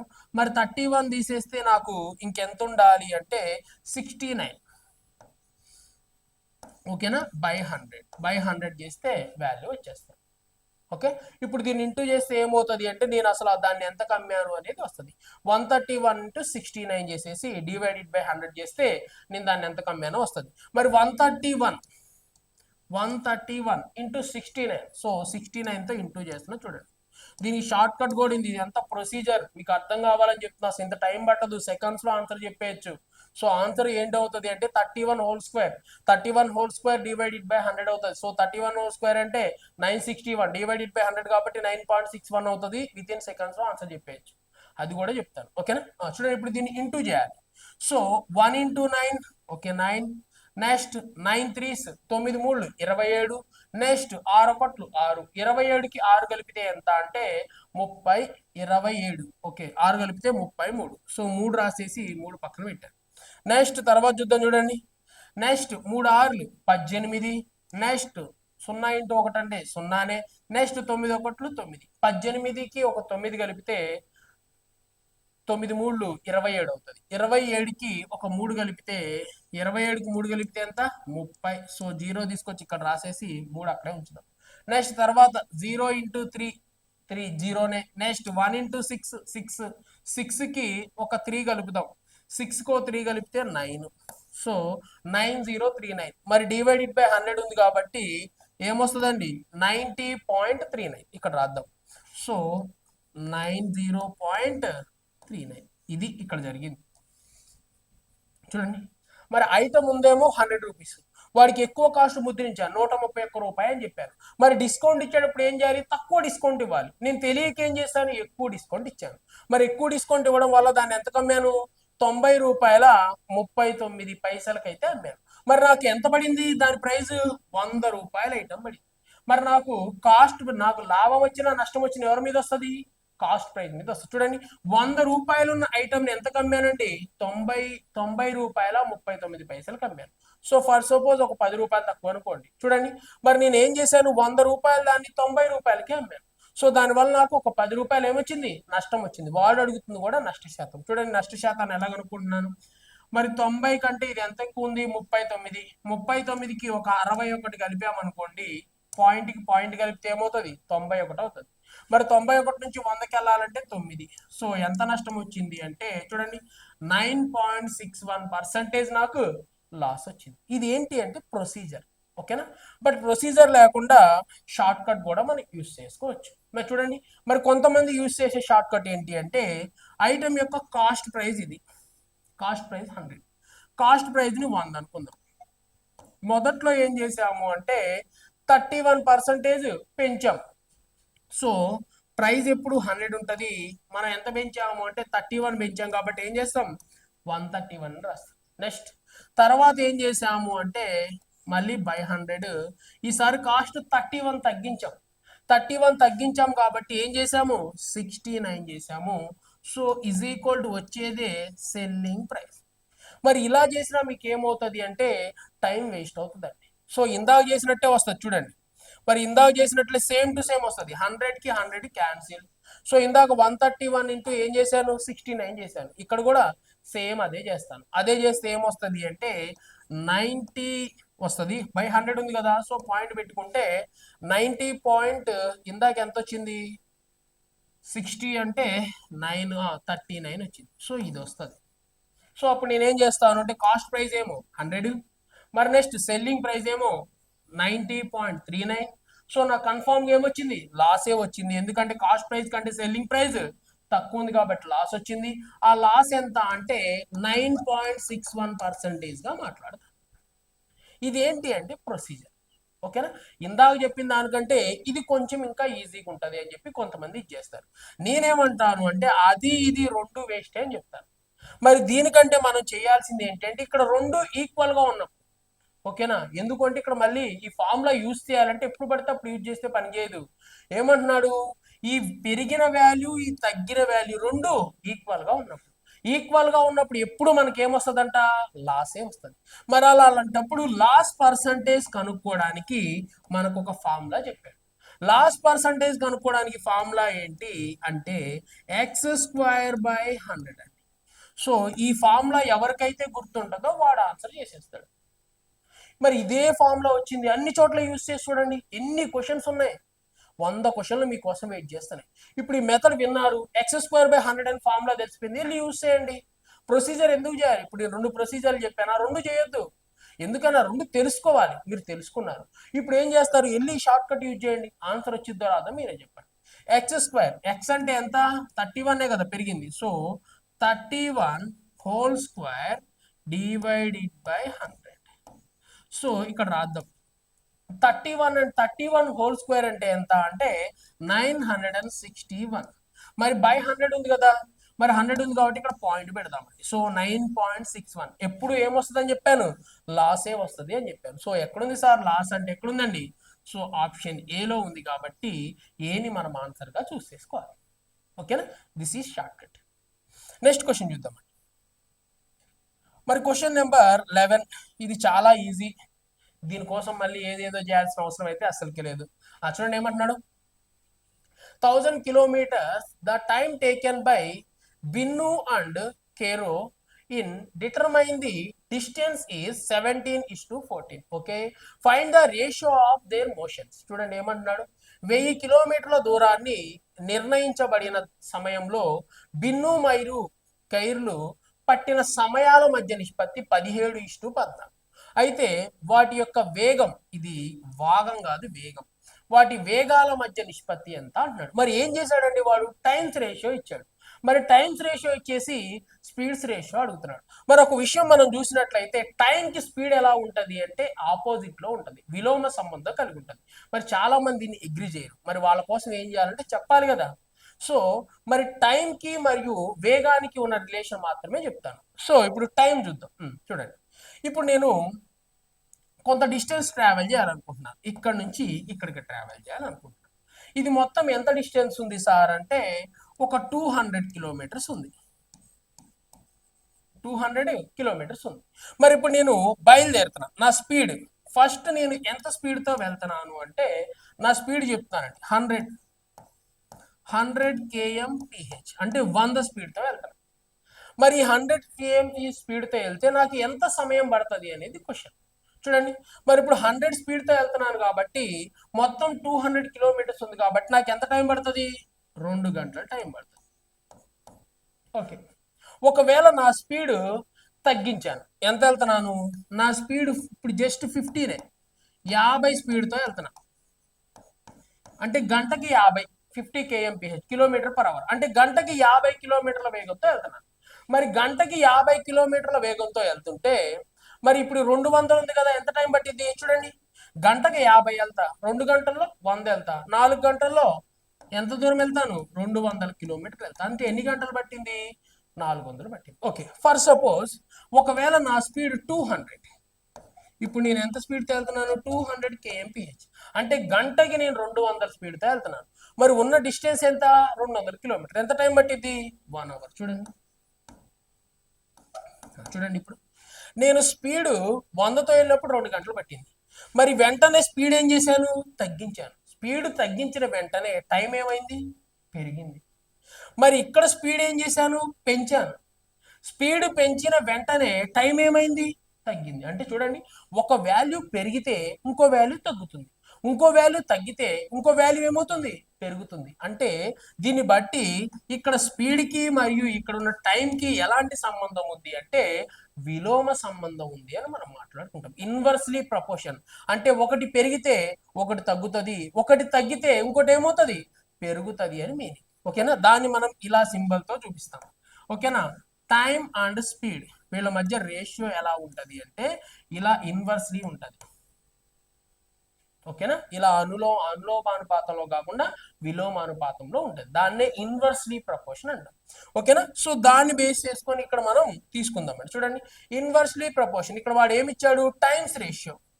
మరి వాళ్ళ యొక్క టైమ్స్ రేషియో ఎంత చెప్తున్నాడు, టైమ్స్ రేషియో ఎంత, 17:14. మరి టైమ్స్ రేషియో 17:14 అయితే మనకు కావాల్సింది స్పీడ్స్ రేషియో.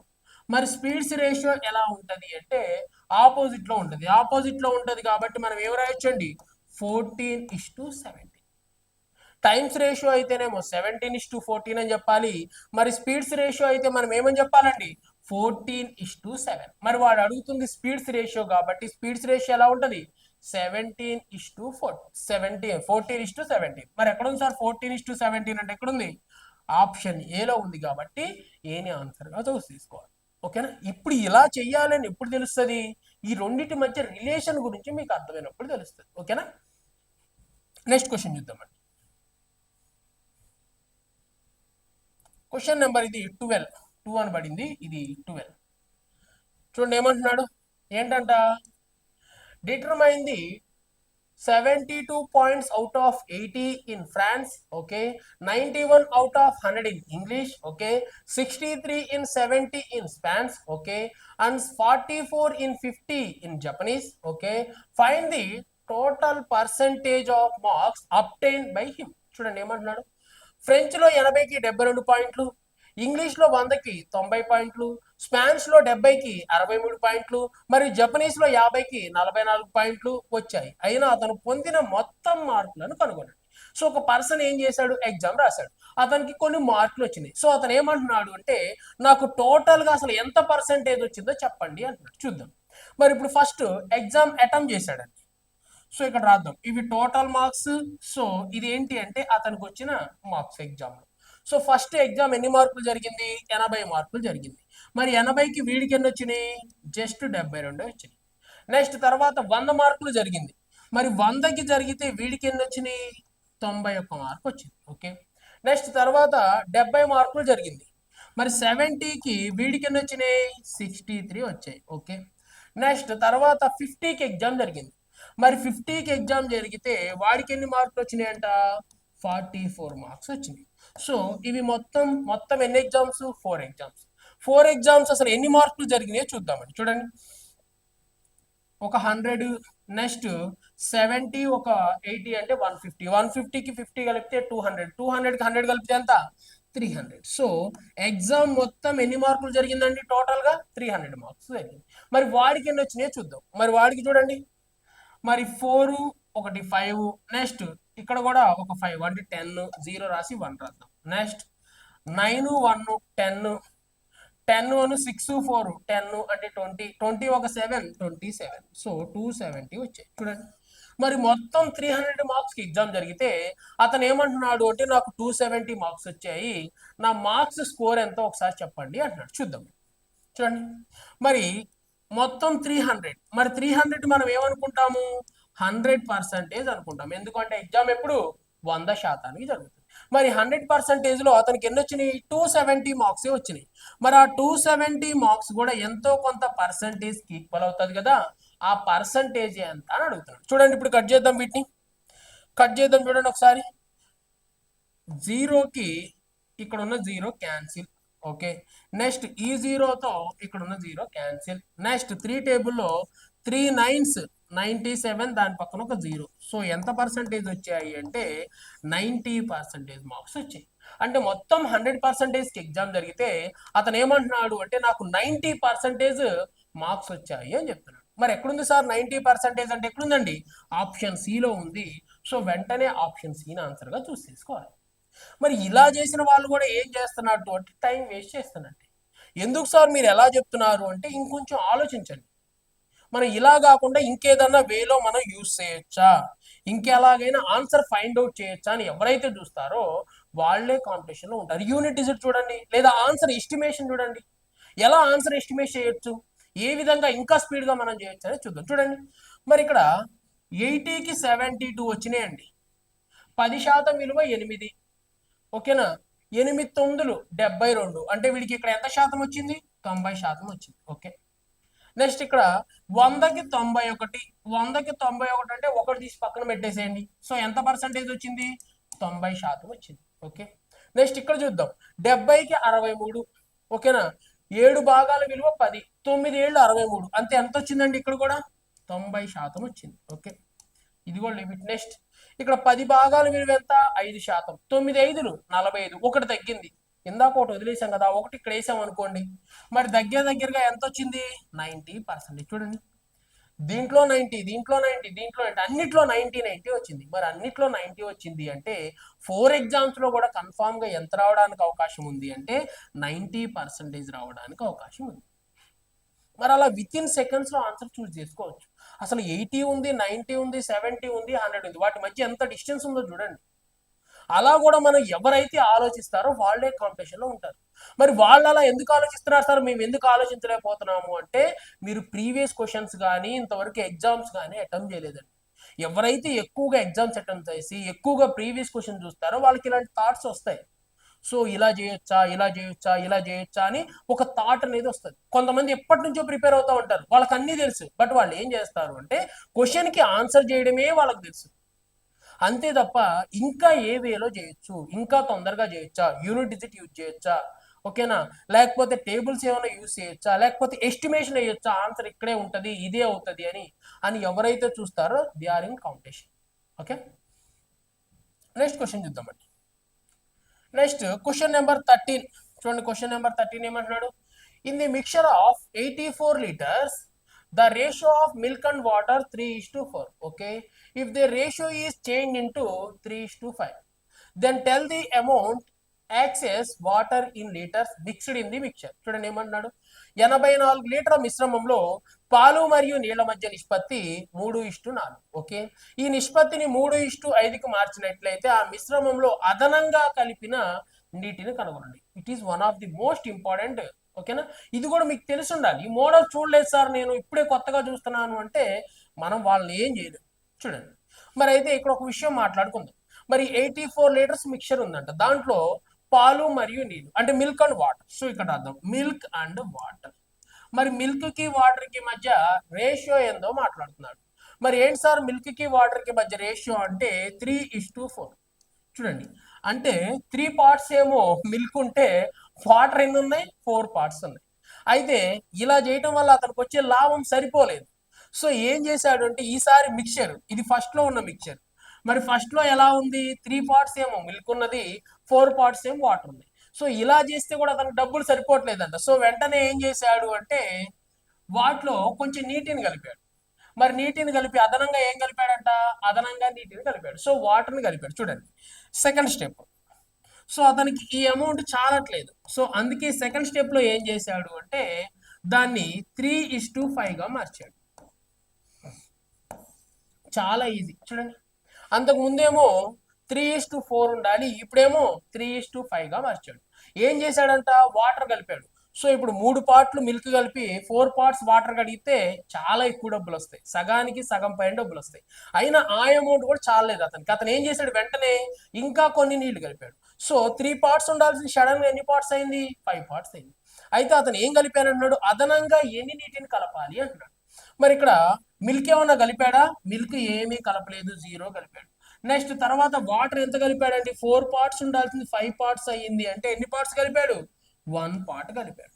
సో అతను ఎన్ని పార్ట్స్ కలుపుతున్నాడు అంటే ఒక 1 part వాటర్ అనేది ఎక్స్ట్రా కలుపుతున్నాడు. ఆ 1 part వాటర్ వాల్యూవే ఎంత అనేది మనం కలుపుకోవాలి. చూడండి, అంతకుముందు మిల్క్ కి వాటర్ కి మధ్య రేషియో, మిల్క్ ఏమో 3 parts, వాటర్ ఏమో 4 parts. మరి మొత్తం ఎన్ని పార్ట్స్ అండి, 7 parts.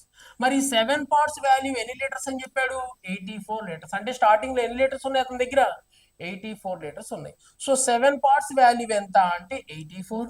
సో ఇప్పుడు నాకు కావాల్సింది జస్ట్ 1 part. ఎందుకు అంటే అతను ఎక్స్ట్రాగా కలిపింది 1 part వాటర్ కాబట్టి 1 part వాల్యూ ఎంత. చూడండి, క్యాన్సిల్ చేద్దాం. 7 table, 7 1s 7, next 7 2s 14. So ఎన్ని టైమ్స్ పోయింది అంటే 12 టైమ్స్. అంటే ఎన్ని లీటర్ల వాటర్ అతను ఎక్స్ట్రాగా కలిపాడు అంటే 12 లీటర్స్ ఆఫ్ వాటర్ అతను ఎక్స్ట్రాగా కలిపాను అని చెప్తున్నాడు. సో ఎక్కడుంది సార్ 12 అంటే, ఎక్కడుందండి, ఆప్షన్ డిలో ఉంది. కాబట్టి డిని ఆన్సర్గా మనం చూస్ చేసుకోవాలి. అప్పటికంటే ఇప్పుడు ఎన్ని పాయింట్స్ పెరిగింది, ఒకే ఒక్క పాయింట్ పెరిగింది. ఆ ఒక్క పాయింట్ వాల్యూవే 12. చూడండి ఎంత ఈజీ క్వశ్చన్. దీనికోసం ఇదంతా చేయాల్సిన అవసరం ఉందా, ఐడియా ఉన్న వాళ్ళు ఏం చేస్తారు, 3.4 ఉన్నది 3.5 అయింది. మరి ఇక్కడ మిల్క్ లో ఎలాంటి చేంజ్ లేదు. మరి వాటర్ 4 parts ఉండాల్సింది 5 parts అయింది. అంటే ఎన్ని పాయింట్స్ పెరిగింది, 1 point పెరిగింది. ఆ 1 point వాల్యూ ఎంత. మరి అంతకుముందు స్టార్టింగ్ లో 3:4, మరి 3:4 కాబట్టి 7 parts. 7 parts వాల్యూ వచ్చేసి 84 అయితే నాకు కావాల్సింది 1 part వాల్యూ ఎంత. ఇలా కనుక్కుంటే సరిపోతుంది. అంతేగాని దానికోసం మీరు ఏదో టైం అయితే వేస్ట్ చేయాల్సిన అవసరం లేదు. ఓకేనా, మరి నెక్స్ట్ క్వశ్చన్ చూద్దామండి. Question number 14.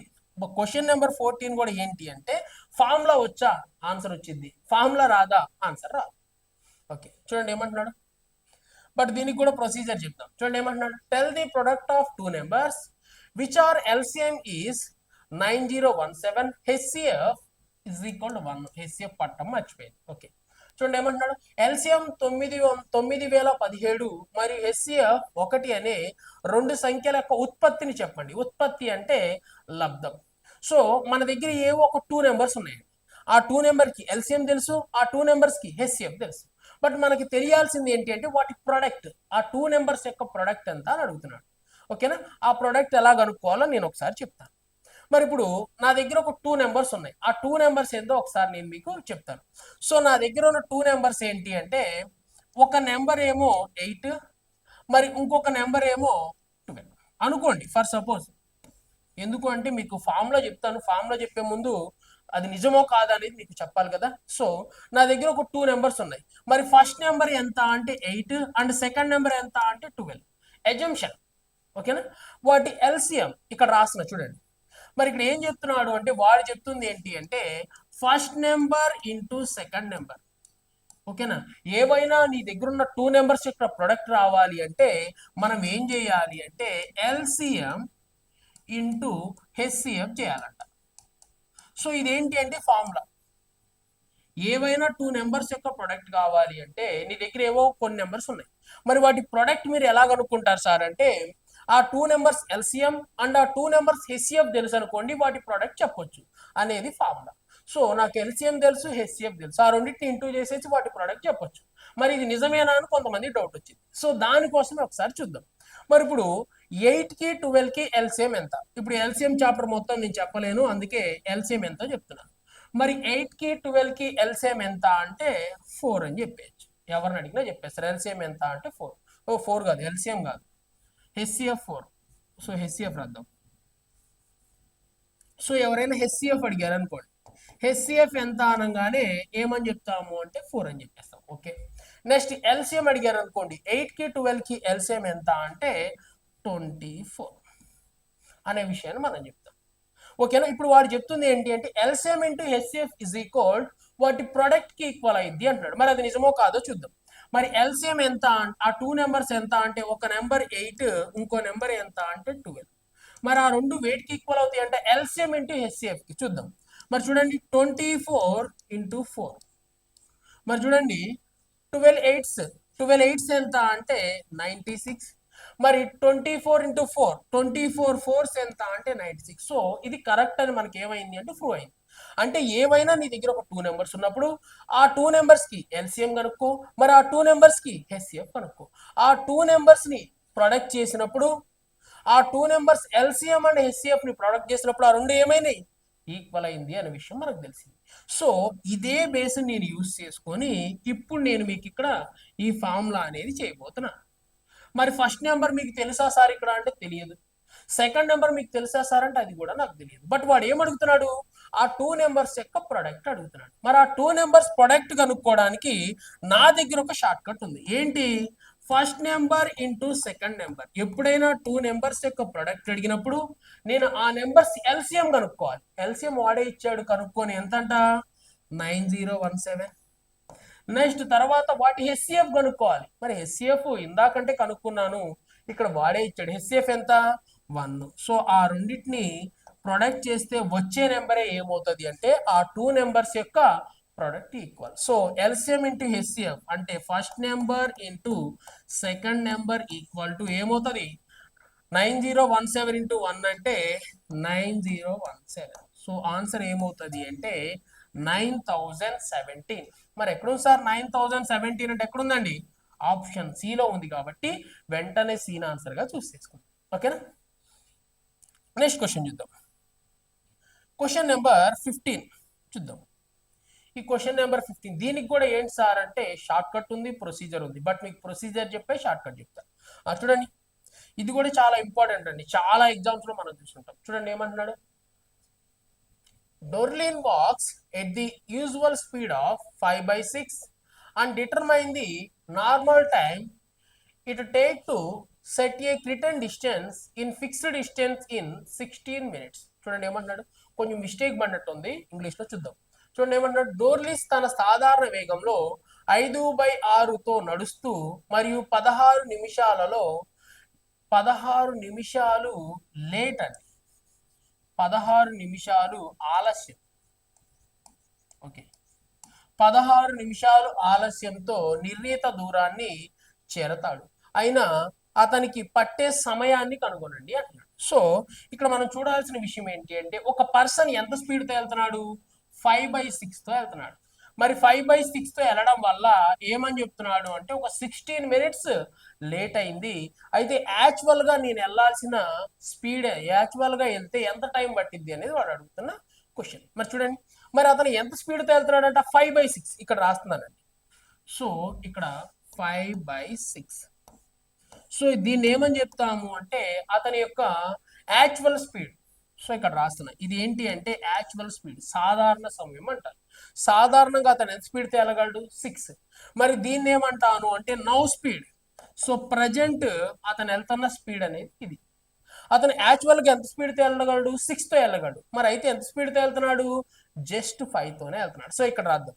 సో ఇక్కడ రాస్తున్నానండి, ఏమని రాస్తున్నాను అంటే యాక్చువల్ స్పీడ్. ఓకే, దీన్ని ఏం రావద్దాము అంటే నౌ స్పీడ్. మరి యాక్చువల్గా అతని యొక్క వేగం ఎంత ఉంది, 6 పార్ట్. సో 6 స్పీడ్తో వెళ్ళగలడు. మరి ఇప్పుడు ఏం చేస్తున్నాడంట, జస్ట్ 5తోనే వెళ్తున్నాడు. సో నవ్వు అతను వెళ్తున్న స్పీడ్ ఎంత అంటే 5. సో దీన్ని మనం ఏమని చెప్పొచ్చు అంటే స్పీడ్స్ రేషియోగా మాట్లాడుకోవచ్చు. బట్ వాడు మనల్ని ఏమడుగుతున్నాడు, టైమ్స్ రేషియో, టైమ్స్ గురించి మాట్లాడుతున్నాడు, టైమ్స్ రేషియో మాట్లాడుకుందాం. మరి స్పీడ్స్ కి టైమ్స్ ఎలా ఉంటది అంటే ఆపోజిట్ లో ఉంటది, ఇన్వర్స్లీ ఉంటది అని చెప్పేసి ఇందా క్వశ్చన్ లోనే మీకు ఎక్స్ప్లెయిన్ చేశాను. సో స్పీడ్ కి టైం ఇన్వర్స్లీ ఉంటది కాబట్టి టైమ్స్ రేషియో అడిగిన వెంటనే ఏం చేయొచ్చు అంటే 5:6 గా చేంజ్ చేసి రాయొచ్చు. చూడండి, అంతకుముందు అతను 6 స్పీడ్తో వెళ్ళేవాడు, అందుకే ఎంత టైం పట్టేది, 5 అవర్సే పట్టేది. మరి ఈసారి వెంటనే స్పీడ్ ఏం చేశాడు, తగ్గించాడు. మరి 6 స్పీడ్తో వెళ్ళేవాడు 5 స్పీడ్తో వెళ్తున్నాడు. మరి ఎప్పుడైతే స్పీడ్ తగ్గిందో అప్పుడు వెంటనే టైం ఏమైంది, పెరిగింది. ఓకేనా, మరి టైం అంతకుముందు ఎంత పట్టేది, 5 పార్ట్స్ పట్టేది. మరి ఇప్పుడు టైం ఎంత పడుతుంది, 6 పార్ట్స్ పడుతుంది. మరి 5 పార్ట్స్ టైం పట్టాల్సింది 6 పార్ట్స్ పడుతుంది అంటే ఎన్ని పార్ట్స్ ఎక్స్ట్రా పడుతుంది, 1 పార్ట్ ఎక్స్ట్రా పడుతుంది. అంటే అంతకుముందు ఆఫీస్కి ఎన్ని పార్ట్స్లో వెళ్ళిపోయేవాడు, 5 పార్ట్స్లో ఆఫీస్కి చేరుకునేవాడు. మరి ఇప్పుడు అతను ఏం చేస్తున్నాడు అంటే 6 పార్ట్స్లో ఆఫీస్కి చేరుతున్నాడు. మరి ఎన్ని పార్ట్స్ లేట్ అయింది, 1 పార్ట్ లేట్ అయింది. ఆ 1 పార్ట్ ఎంతకి ఈక్వల్ అంటే ఎన్ని నిమిషాలు, 16 నిమిషాలు. చూడండి, 1 పార్ట్ వాల్యూ 16 నిమిషాలు అయితే నాకు కావాల్సింది చూడండి 16 ఎంత అంటే 80 నిమిషాలు. సో అతను ఇప్పుడు ఎంత సమయం తీసుకుంటున్నాడో ఒకసారి మాట్లాడు, 16 నిమిషాలు. నెక్స్ట్ 16 ఆర్లు ఎంత అంటే 96 నిమిషాలు. చూడండి, అంతకుముందు అతను ఎంత స్పీడ్తో వెళ్ళేవాడు, 6 స్పీడ్. మరి యాక్చువల్ స్పీడ్తో వెళ్ళినప్పుడు అతనికి ఎన్ని నిమిషాల సమయం పట్టేది, 80 నిమిషాల సమయం పట్టేది. మరి ఎప్పుడైతే అతను స్పీడ్ 5 చేశాడు, స్పీడ్ని తగ్గించాడు, స్పీడ్ని తగ్గించడం వల్ల ఏమైంది, 96 నిమిషాలు పట్టింది. అప్పుడు 80 నిమిషాల్లో గమ్యస్థానాన్ని చేరుకునేవాడు ఇప్పుడు 96 నిమిషాల్లో గమ్యస్థానాన్ని చేరుకుంటున్నాడు. అంటే ఒక 16 నిమిషాలు ఏం పడతా ఉంది, ఎక్స్ట్రా పడుతుంది. వాడు చెప్పింది అదే. ఇప్పుడు అయితే వాడు అడిగింది ఏంటి అంటే సాధారణ సమయం, అసలు సాధారణంగా అతను యాక్చువల్గా అతను ఎంత సమయం పట్టేది అంటున్నాడు. మరి యాక్చువల్గా అతనికి ఎంత సమయం పట్టేది, 80 నిమిషాలు పట్టేది. ఓకేనా, మరి 80 నిమిషాలని మనం ఏమని రాయొచ్చు అంటే 60 నిమిషాలు ప్లస్ ఒక 20 నిమిషాలుగా రాయొచ్చు. 60 నిమిషాలు అంటే 1 గంట ప్లస్ 20 నిమిషాలు, 1 గంట 20 నిమిషాలు. సో 1 గంట 20 నిమిషాలు ఎక్కడుంది సార్ అంటే ఎక్కడుందండి, ఆప్షన్ డిలో ఉంది కాబట్టి డిని ఆన్సర్గా చూస్ చేసుకుంటే సరిపోయింది. ఇది చాలా చాలా ఇంపార్టెంట్ మోడల్ అండి. గ్రూప్ డి వాళ్ళకి కానీ చాలా మందికి అసలు ఈ మోడల్ ఎక్కువగా తగులుతూ ఉంటుంది. ఓకేనా, మరి దీనికి షార్ట్ కట్ ఏమన్నా లేదా సార్ అంటే ఉందండి. మరి ఇలా సాధారణ సమయం అడిగాడు, యాక్చువల్ స్పీడ్స్ అడుగుతూ ఉంటాడు. మరి సాధారణ సమయం అడిగినప్పుడు actual speed, actual time, okay actual time అడిగినప్పుడు మన దగ్గర ఒక ఫార్ములా ఉంది. ఏంటి సార్ అంటే దీంట్లో న్యూమరేటర్ అండ్ డినామినేటర్ ఉంటుంది, లవం మరియు హారం అంటాం.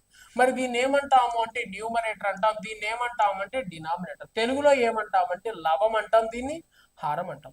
సో నాకు కావాల్సింది న్యూమరేటర్. న్యూమరేటర్ ఎంత, 5. ఓకే, నెక్స్ట్ తర్వాత నాకు కావాల్సింది ఏంటి అంటే న్యూమరేటర్కి డినామినేటర్కి మధ్య డిఫరెన్స్. లవానికి మరియు హారానికి మధ్య డిఫరెన్స్ ఎంత, 1. సో దాన్ని ఏం చేయాలంటే బై రాయాలి. ఓకే, నెక్స్ట్ టైము ఎంత ఇచ్చాడండి, టైము 16. దాంతో ఏం చేయాలి, ఇంటూ చేయాలి. 16 ఎంత అంటే 80 నిమిషాలు. ఇది ఇలా చేస్తే విత్ ఇన్ సెకండ్స్లో చేసేయచ్చు. మరి దీనికి ఏంటంటే ఫార్ములా ఎప్పుడైనా సరే యాక్చువల్ టైం అడిగితే న్యూమరేటర్ అంటే లవం బై లవహారాల మధ్య వ్యత్యాసం, అంటే న్యూమరేటర్ కి మరియు డినామినేటర్ కి ఉన్న డిఫరెన్స్ ఇంటూ టైం చేసేస్తే ఆన్సర్ ఏమైపోతుంది, విత్ ఇన్ సెకండ్స్ లో వచ్చేస్తుంది అంటున్నాడు. మరి 80 నిమిషాలనే మనం ఏం చెప్పొచ్చు, 1 గంట 20 నిమిషాలుగా కూడా మాట్లాడుకోవచ్చు. సో అందుకే ఆప్షన్ డి ఆన్సర్ గా చూస్ చేసుకుందాం. ఈ ఫార్ములా చాలా చాలా ఇంపార్టెంట్. ఓకేనా, దీన్ని చూసి ఇప్పుడు మీరు వెళ్ళి ప్రీవియస్ క్వశ్చన్ ఒకసారి టెస్ట్ చేయండి. ఓకే, నెక్స్ట్ క్వశ్చన్ చూద్దామండి. మరి క్వశ్చన్ నెంబర్ 16. ఈ క్వశ్చన్ ఒకటి మనం చాలా చాలా ఈజీగా చేయొచ్చు, లేకపోతే ప్రొసీజర్ యూజ్ చేస్తే మనకి చాలా టైం పడుతుంది అండి. ఓకేనా, షార్ట్ కట్ కన్నా ముందు ప్రొసీజర్ ఒకసారి అయితే చూద్దాం. దీనికి ఫార్ములా ఉంటుంది, జస్ట్ ఆ ఫార్ములా ఐడియా ఉన్న వాళ్ళు విత్ ఇన్ సెకండ్స్ లో చేసేది. చూడండి ఏమంటున్నాడు, a person reaches the hospital with a speed of 10 kmph at a speed of 7 minutes late. ఓకేనా, 7 minutes లేట్ ఇది. Okay, late to the hospital if used to ride an bicycle a speed of 12 kilometers, okay, it would reach 16 minutes early. Okay, find the distance between the hospital and college. చూడండి ఏమంటున్నాడు, ఒక వ్యక్తి hospital నుండి గంటకి 10 కిలోమీటర్ల వేగంతో వెళ్ళినప్పుడు 7 నిమిషాలు ఏమైంది, ఆలస్యమైంది. ఓకే, నెక్స్ట్ తరువాత అతడు గంటకి 12 కిలోమీటర్ల వేగంతో సైకిల్ తొక్కినప్పుడు 6 నిమిషాలు ముందుగా చేరుకున్నాడు. అయినా హాస్పిటల్కి మరియు అతని కళాశాలకి లేదా అతని హౌస్ కి మధ్య దూరం ఎంత అంటున్నాడు. అంటే దీని గురించి ఒకటి ప్రొసీజర్ చెప్పొచ్చు. ప్రొసీజర్ కి చాలా టైం పడుతుంది, అయినా కానీ ప్రొసీజర్ చెప్పిన తర్వాతే షార్ట్ కట్ చెప్తా. ఓకేనా, మరి ఇక్కడ చూడండి ఏంటి ప్రొసీజర్ అంటే, ఒక పర్సన్ ఎంత స్పీడ్ తో వెళ్తున్నాడు అంటే ఫస్ట్ లో 10 స్పీడ్ తో వెళ్ళాడు, అంటే 10 స్పీడ్. అసలు దీని మీనింగ్ తెలియాలి, లేకపోతే మనం ఏం చేయలేము. ఓకేనా, మరి ఇప్పుడు ఒక పర్సన్ ఏం చేస్తున్నాడు అంటే, ఒక ప్లేస్ ఉందండి, ఇక్కడ నుంచి ఇక్కడికి ఒక ప్లేస్ ఉంది. ఓకేనా, సో ఇది ఇతని హౌస్ అయితే ఇదేమో హాస్పిటల్. ఓకేనా, హాస్పిటల్కి వెళ్తున్నాడు. మరి హాస్పిటల్కి అతను ఏం చేశాడు, ఫస్ట్ 10 స్పీడ్తో వెళ్ళాడు. 10 స్పీడ్తో వెళ్తే ఏమైంది, 7 నిమిషాలు ఆలస్యం అయింది. హాస్పిటల్కి ఆయన రమ్మన్నారు. ఓకేనా, ఏదో ఒక సమయానికి రమ్మన్నారు, 9ంటికి రా అన్నారు. 9ంటికి రా అంటే ఇతను ఏం చేశాడంటే 10 స్పీడ్తో వెళ్ళాడు. 10 స్పీడ్తో వెళ్ళడం వల్ల ఏమైంది అంటే 7 నిమిషాలు ఆలస్యమైంది. సో మీరు 7 నిమిషాలు ఆలస్యంగా వచ్చారు, మేము వేరే పేషెంట్ తీసుకున్నాం, వెళ్ళిపోండి అన్నారు. సో అతను వెంటనే రిటర్న్ వచ్చాడు. నెక్స్ట్ తర్వాత ఏం చేశాడు అంటే 12 స్పీడ్తో వెళ్ళాడు నెక్స్ట్ డే. మరి 12 స్పీడ్తో వెళ్తే ఏమైంది అంటే 6 నిమిషాలు ముందుగా చేరుకున్నాడు. ఇంకా హాస్పిటల్ కూడా ఓపెన్ చేయలేదు, ఓపెన్ చేయకముందే అతను వచ్చేసి అక్కడ కూర్చొని ఉన్నాడు. అయితే ఇప్పుడు అతను అడిగేది ఏంటి అంటే, ఇప్పుడు నేను ఇక్కడ నుంచి ఇక్కడికి వెళ్ళడానికి ఉన్న దూరాన్ని కనుగొనండి. ఈ దూరం కనుక్కోండి, మరియు సమయం, అన్ని ఏదైనా అడగొచ్చు, వాడు స్పీడ్ అడగొచ్చు, అన్ని అడగొచ్చు. ఈచ్ అండ్ ఎవ్రీ ప్రతి ఒక్కటి మనం అయితే ఒక్కోటి అయితే ఫైండ్ అవుట్ చేద్దాం. ఓకేనా, మరి దీనికోసం ఒక చిన్న ఫార్ములా ఉందండి. ఎప్పుడైనా సరే ఇలా ఇచ్చినప్పుడు ఫార్ములా కనుక్కోవాలి. మరి ఫార్ములా ఏంటి అంటే చూడండి, డిస్టెన్స్ కనుక్కోవడానికి ఫార్ములా. మరి డిస్టెన్స్ కనుక్కోవడానికి ఫార్ములా ఏమి ఇచ్చాడు అంటే, speed 1 into speed 2 divided by next speed 1 and speed 2 వీటి మధ్య డిఫరెన్స్ ఇంటూ టైమ్స్ డిఫరెన్స్ అనేది ఇది ఫార్ములా. టైమ్స్ డిఫరెన్స్ చేస్తే టైం డిఫరెన్స్ తీసుకోవచ్చు, టోటల్ టైం, ఒకవేళ టోటల్ టైం తెలిస్తే ఇక్కడ ప్లస్ తీసుకుంటాం. ఓకేనా, ఇప్పుడు టైమ్స్ డిఫరెన్స్ తెలుసు కాబట్టి సో ఇది ఫార్ములా. ఈ ఫార్ములా యూజ్ చేసేసి మనం విత్ ఇన్ సెకండ్స్ లో ఆ డిస్టెన్స్ ఎంతో చెప్పొచ్చు. చూడండి, మరి ఇప్పుడు నాకు స్పీడ్స్ తెలుసా సార్ అంటే, నాకు కావాల్సిన డిస్టెన్స్ స్పీడ్స్ తెలుసు.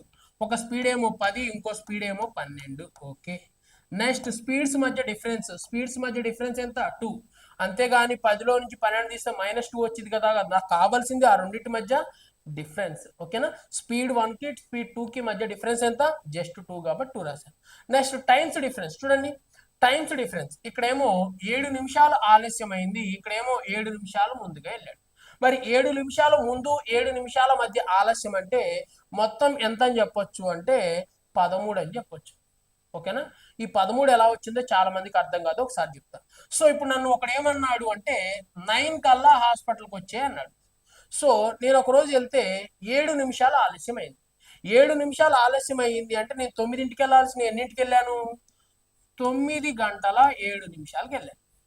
అప్పుడు 7 నిమిషాలు నాకు ఆలస్యమైంది. వాడు రమ్మంది 9ంటికే, సో నేను 9 గంటల 7కి వెళ్ళాను కాబట్టి 7 నిమిషాలు ఆలస్యమైంది.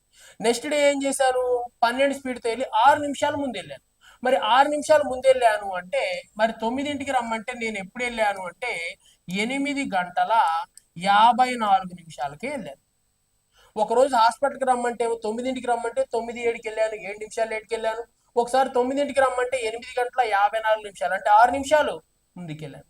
మరి నేను వెళ్ళిన 2 సార్లు ట్రావెల్ చేసిన మధ్య టైమ్స్ డిఫరెన్స్ మరి చూడండి, 8 గంటల 54 నిమిషాల నుంచి 9 గంటల 7 నిమిషాల వరకు అంటే మొత్తం డిఫరెన్స్ ఎంత అంటే 13 నిమిషాలు. సో నాకేం తెలుసు, టోటల్ టైం తెలియదు, వెళ్ళడానికి ఎంత టైం పట్టిందో తెలియదు, కానీ టైమ్స్ డిఫరెన్స్ ఎంత 13. సో అందుకే 13 నిమిషాలు కాబట్టి ఇంటూ 13 రాశాను. నిమిషాన్ని దేంట్లోకి మారుద్దాం, గంటల్లోకి మారుద్దాం. ఎందుకని, ఇవన్నీ km/h, అవునా కాదా? మరి అందుకే ఇక్కడ ఉన్న మినిట్స్ కూడా ఏం చేశాను, అవర్స్ లోకి చేంజ్ చేసేసాను. ఇప్పుడు కట్ చేద్దాం. చూడండి, కట్ చేస్తే ఎలా కట్ అయిపోతుందో, 2 ones 2 ఎన్ని times, 6 times, 6 10s 60, 60కి 60 cancel. So ఎంత మిగిలిపోయింది, 13 మిగిలిపోయింది. సో డిస్టెన్స్ ఎంతగా మనం చెప్పుకోవచ్చు అంటే జస్ట్ 13గా చెప్పుకోవచ్చు. మరి ఎక్కడ ఉంది సార్ 13 అంటే, ఎక్కడుందండి, ఆప్షన్ డిలో ఉంది కాబట్టి డీని ఆన్సర్గా చూస్ చేసుకోవాలి. మరి ఏం సార్ ఇది అంటే ఫార్ములా బేస్డ్. ఈ ఫార్ములా మీకు తెలుసా, ఆన్సర్ వస్తుంది. ఫార్ములా తెలియదా, ఆన్సర్ రా. ఓకేనా, దీనికి ప్రొసీజర్ చాలా లాంగ్ ఉంటుంది, నేను మీకు స్పీడ్స్ చెప్పేటప్పుడు చెప్తాను. ఓకేనా, చాలా పెద్ద ప్రొసీజర్ ఉంటుంది. నెక్స్ట్ చూద్దామండి. చూడండి, నెక్స్ట్ క్వశ్చన్ నెంబర్ 17.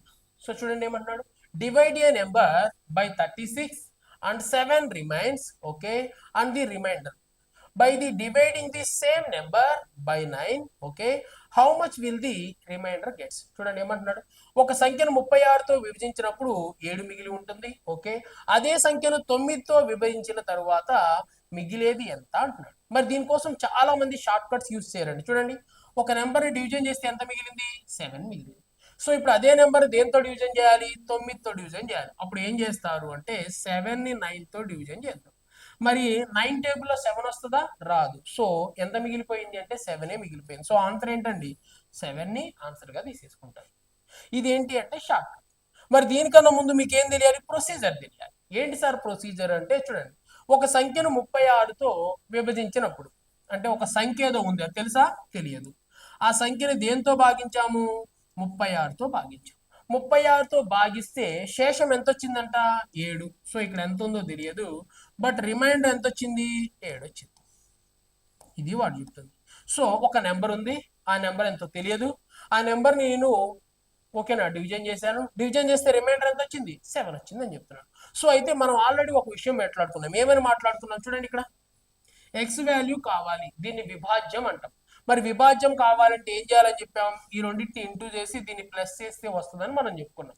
ఓకేనా, సో ఆ ఎక్స్ వాల్యూ కావాలి అనుకున్నప్పుడు నేను ఏం చేస్తాను అంటే, చూడండి 36 ఇంటూ ఇక్కడ ఏ వాల్యూ ఉందో తెలియదు, దాన్ని ఏమనుకుందాం, వై అనుకుందాం. చూడండి, మరి 36 ఇంటూ వై ప్లస్ 7 అని చెప్తున్నాం. ఇదేమవుతుంది, ఎక్స్ వాల్యూ అవుతుంది.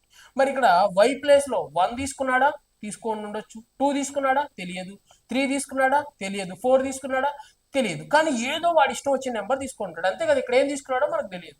ఒక నెంబర్ని 36తో డివిజన్ చేశాడు, అప్పుడు ఎంత వచ్చింది, 7 వచ్చింది. సో ఒకవేళ ఇక్కడ 1 తీసుకున్నాడు అనుకోండి, అప్పుడు 36 ఇంటూ 1 36. మరి 36కి ఒక 7 కలుపుదాం. 36 7 కలిపితే ఎంత అంటే 43. ఆ నెంబర్ ఎంత అయి ఉండొచ్చు, 43 కూడా అయి ఉండొచ్చు. లేదా ఇక్కడ 2 ఉంది అనుకోండి, 36 2s ఎంత అంటే 72. మరి 72కి 7 కలుపుదాం. సో ఎంత వస్తుంది, 79 వస్తుంది. సో ఇలా ఎన్ని నెంబర్స్ వస్తాయి అంటే చాలా ఇన్ఫినిటీ నెంబర్స్ వస్తాయి. ఎందుకంటే ఇక్కడ ఏ నెంబర్ తీసుకున్నాడో తెలియదు. 1 2 3 4 అట్లా పెట్టుకుంటా మనం ఎన్ని నెంబర్స్ అయినా పెట్టుకోవచ్చు. సో అలా చాలా నెంబర్స్ వస్తాయి. ఇప్పుడు ఏమంటున్నాడు, ఫర్ సపోజ్ ఇక్కడ 1 ఉంది అనుకున్నాను అనుకోండి, వచ్చే నెంబర్ ఎంత 43. మరి ఆ 43ని ఎవరితో డివిజన్ చేయాలి, 9తో డివిజన్ చేయాలి. చూడండి, 43 డివైడెడ్ బై 9, 9 4 36. 36 పోతే ఎంత మిగిలిపోయింది, 7. సో ఇందాక కూడా నేను చెప్పినప్పుడు రిమైండర్ ఎంత వచ్చింది, 7 వచ్చింది. లేదా ఫర్ సపోజ్ 79 అనుకుందాం. సో ఆ నెంబర్ ఎంత అంటే 79. ఆ 79ని ఇందాకైతే 36తో చేసాం, ఇప్పుడు దేంతో డివిజన్ చేయాలంట, 9తో డివిజన్ చేయాలి. 9 8 72. మరి 72 పోతే ఇంకెంత మిగిలింది అంటే మళ్ళీ ఎంత మిగిలిందండి, 7 మిగిలింది. సో ఇందాక నేను చెప్పిన షార్ట్ కట్టే వర్కౌట్ అవుతుంది. మరి ఎందుకు సార్ అది షార్ట్ కట్ వర్కౌట్ అవుతుంది అంటే ఒకసారి చూడండి. మరి మనం ఏం కనుక్కున్నాము అంటే ఎక్స్ వాల్యూ కనుక్కున్నామండి. మనం కనుక్కున్నది ఏంటి అంటే ఎక్స్ వాల్యూ, అవునా కాదు? మరి ఎక్స్ వాల్యూ ఇది. మరి వై ప్లేస్ లో ఎంతైనా ఉండనండి, వాడు దేంతో డివిజన్ చేయమంటున్నాడు? 9 తో డివిజన్ చేయమంటున్నాడు. మరి 9 అనేది కన్ఫామ్ గా 36కి ఏమవుతుంది? మల్టిపుల్ అవుతుంది. సో ఇది ఎప్పుడైతే దీని మల్టిపుల్ అవుతుందో అలాంటి సమయంలో మనం ఏం చేయాలి అంటే రిమైండర్ ని వాడు ఇచ్చిన నెంబర్ తో డివిజన్ చేస్తే సరిపోయింది. ఒకవేళ ఇక్కడ 30 మిగిలింది అన్నాడు అనుకోండి, అప్పుడు ఏం చేయాలి? 9 తో 13 డివిజన్ చేయాలి. 9 3 27 ఎంత మిగులుతుంది? 3 మిగిలింది అని చెప్పాలి. ఓకేనా? సో ఇక్కడ 7 అన్నాడు కాబట్టి 7 ని 9 తో డివిజన్ చేస్తే సరిపోయింది. ఎందుకని చూడండి, 9 4 36 దీంట్లో కట్ అయిపోయింది. దీంట్లో కట్ అయింది అంటే ఇక్కడ ఏ నెంబర్ ఉన్నా కానీ ఈ నెంబర్ మొత్తంలో కట్ అయిపోయినట్టే. మరి ప్లస్ ఎంత ఉంది? 7. మరి 9 అనేది 7 ని కట్ చేస్తుందా? కట్ చేయదు. సో కన్ఫామ్ గా 7/9. మరి 7/9 అంటే మరి 9 తో 7 ని డివిజన్ చేయాలి. మరి డివిజిబుల్ అవుతుందా? డివిజిబుల్ కాదు. మరి అలాంటప్పుడు ఈ 7 ని మనం ఏమని చెప్తాము అంటే రిమైండర్ గా చెప్తాం. సో అలాంటప్పుడు రిమైండర్ ఎంత అని చెప్పొచ్చండి? 7 అని చెప్పొచ్చు. ఓకేనా? సో ఈ విధంగా మనం తీసుకోవాలి. ఓకే, ఎప్పుడు తీసుకోవాలి చూడండి, ఇది ఎప్పుడైతే దీని మల్టిపుల్ అవుతుందో అలాంటప్పుడు మిగిలిపోయిన నెంబర్ ని మనం దీంతో డివిజన్ చేస్తే సరిపోయింది. ఓకే, నెక్స్ట్ క్వశ్చన్ చూద్దామండి. Question number 18.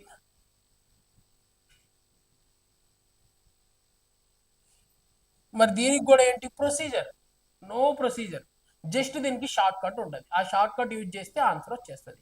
దానికి ఫార్ములా ఉంటుంది. ఓకేనా? ఫార్ములా చూడండి ఏమంటున్నాడు, the difference between the compound interest and simple interest earn in 2 years on same amount 28 rupees. Okay, if the interest rate 4% annual, okay, then calculate the amounts invented in rupees. చూడండి ఏమంటున్నాడు, అదే మొత్తంపై 2 సంవత్సరాల్లో సంపాదించిన చక్ర వడ్డీ మరియు సాధారణ వడ్డీల మధ్య వ్యత్యాసం 28 రూపాయలు అయితే ఒకవేళ వడ్డీ రేటు 4% అయినా అప్పుడు పెట్టుబడి పెట్టిన మొత్తాన్ని లెక్కించండి అంటున్నాడు. సో ఒక పర్సన్ ఏం చేశాడు అంటే కొంత అమౌంట్ అండి, కొంత అమౌంట్ ఏం చేశాడు అంటే వేరే వాళ్ళకు అప్పుగా ఇచ్చాడు. మరి అప్పుగా ఇచ్చి ఎంత శాతం వడ్డీకి ఇచ్చాడు? 4% వడ్డీకి ఇచ్చాడు. ఒకడికేమో చక్కెర వడ్డీకి ఇచ్చాడు, ఇంకోటికేమో బారు వడ్డీకి ఇచ్చాడు. మరి ఇద్దరు కలిపి అమౌంట్ తీసుకొచ్చి ఇచ్చారు. మరి చక్కెర వడ్డీకి ఇస్తే బారు వడ్డీకి ఇచ్చిన దానికంటే ఏమొస్తుంది? ఎక్కువ సొమ్ము వస్తుంది కదా. ఇది ఎక్కువ వచ్చిన సొమ్ము ఎంత అంటే 28 రూపాయలు. అయితే అతను అడుగుతుంది ఏంటంటే నేను అతనికి ఇచ్చిన ప్రిన్సిపల్ అమౌంట్ ఎంతో చెప్పండి అంటున్నాడు. ఓకేనా? మరి ఇప్పుడు దీన్ని ఒకటి మనం పర్సంటేజ్ మెథడ్ లో చేయొచ్చు, లేదా దానికి డైరెక్ట్ ఫార్ములా ఉంది, ఫార్ములా కూడా యూస్ చేయొచ్చు. చూడండి మరి ఇప్పుడు ప్రిన్సిపల్ పి, మరి ప్రిన్సిపల్ పి ఎంత ఇచ్చాను అంటే 100% ఇచ్చాను. ఒకడికేమో సింపుల్ ఇంట్రెస్ట్ ఇచ్చాను, ఒకడికేమో కాంపౌండ్ ఇంట్రెస్ట్ ఇచ్చాను. చూడండి మరి ఇదేమో సింపుల్ ఇంట్రెస్ట్ కనుక్కుందాం. సో సింపుల్ ఇంట్రెస్ట్ ఇచ్చింది వీడికి, మరి ఇంకొకడు ఉన్నాడు వీడికి కాంపౌండ్ ఇంట్రెస్ట్, ఒకడికి కాంపౌండ్ ఇంట్రెస్ట్ ఇచ్చాను. చూడండి మరి వీడికి 100 రూపాయలు ఇస్తే ప్రిన్సిపల్ వీడికి ఎంత ఇచ్చాను? 100 రూపాయలే, ఇద్దరికి 100 ఇచ్చాను. మరి ఎంత వడ్డీ రేటుకి ఇచ్చాను? 4% వడ్డీ రేటు. చూద్దాం. మరి ప్రిన్సిపల్ ఇస్తే ఫస్ట్ ఇయర్ ఇంట్రెస్ట్, చూడండి ఫస్ట్ ఇయర్ ఎంత ఇంట్రెస్ట్ వస్తుందో. నేను సింపుల్ ఇంట్రెస్ట్ ఇచ్చాను కాబట్టి మొదటి సంవత్సరం 4% ఇంట్రెస్ట్ వచ్చింది. మరి సెకండ్ ఇయర్, మరి రెండో సంవత్సరం కూడా నాకు ఇంట్రెస్ట్, ఇక్కడ ఇంట్రెస్ట్ అని అర్థం. మరి రెండో సంవత్సరం కూడా నాకు ఏమొచ్చింది అంటే ఇంట్రెస్ట్. మరి రెండో సంవత్సరం నాకు వచ్చిన ఇంట్రెస్ట్ ఎంత అని చెప్తున్నాను అంటే రెండో సంవత్సరం కూడా 4% ఇంట్రెస్ట్. చూడండి మరి నేను వాడికి ఇచ్చింది సింపుల్ ఇంట్రెస్ట్. సింపుల్ ఇంట్రెస్ట్ లో ఏమవుతుంది అంటే అసలు మీదే వడ్డీ పడుతుంది. మరి ఇప్పుడు దీనిలో 100 రూపాయల్లో 4% వడ్డీ, నెక్స్ట్ ఇక్కడ కూడా 4% వడ్డీ. ఓకేనా? మొత్తం 2 సంవత్సరాల తర్వాత అతను నాకు తీసుకొచ్చి ఇవ్వాల్సిన అమౌంట్ ఎంత అంటే ఓకేనా 108% వస్తుంది. ఎప్పుడు నేను ఒకవేళ సింపుల్ ఇంట్రెస్ట్కి ఇస్తే. మరి ఒకవేళ కాంపౌండ్ ఇంట్రెస్ట్కి ఇస్తే చూడండి, మరి కాంపౌండ్ ఇంట్రెస్ట్కి ఇస్తే మొదటి సంవత్సరం నాకు ఇంట్రెస్ట్ ఎంత వస్తుంది అంటే 4% వస్తుంది. Okay, clear. నెక్స్ట్ తర్వాత ఏమవుతుంది అంటే మళ్ళీ ఇప్పుడు రెండో సంవత్సరంకి వెళ్ళిపోతున్నాం. రెండో సంవత్సరం మళ్ళీ నాకు ఇంట్రెస్ట్ రావాలి.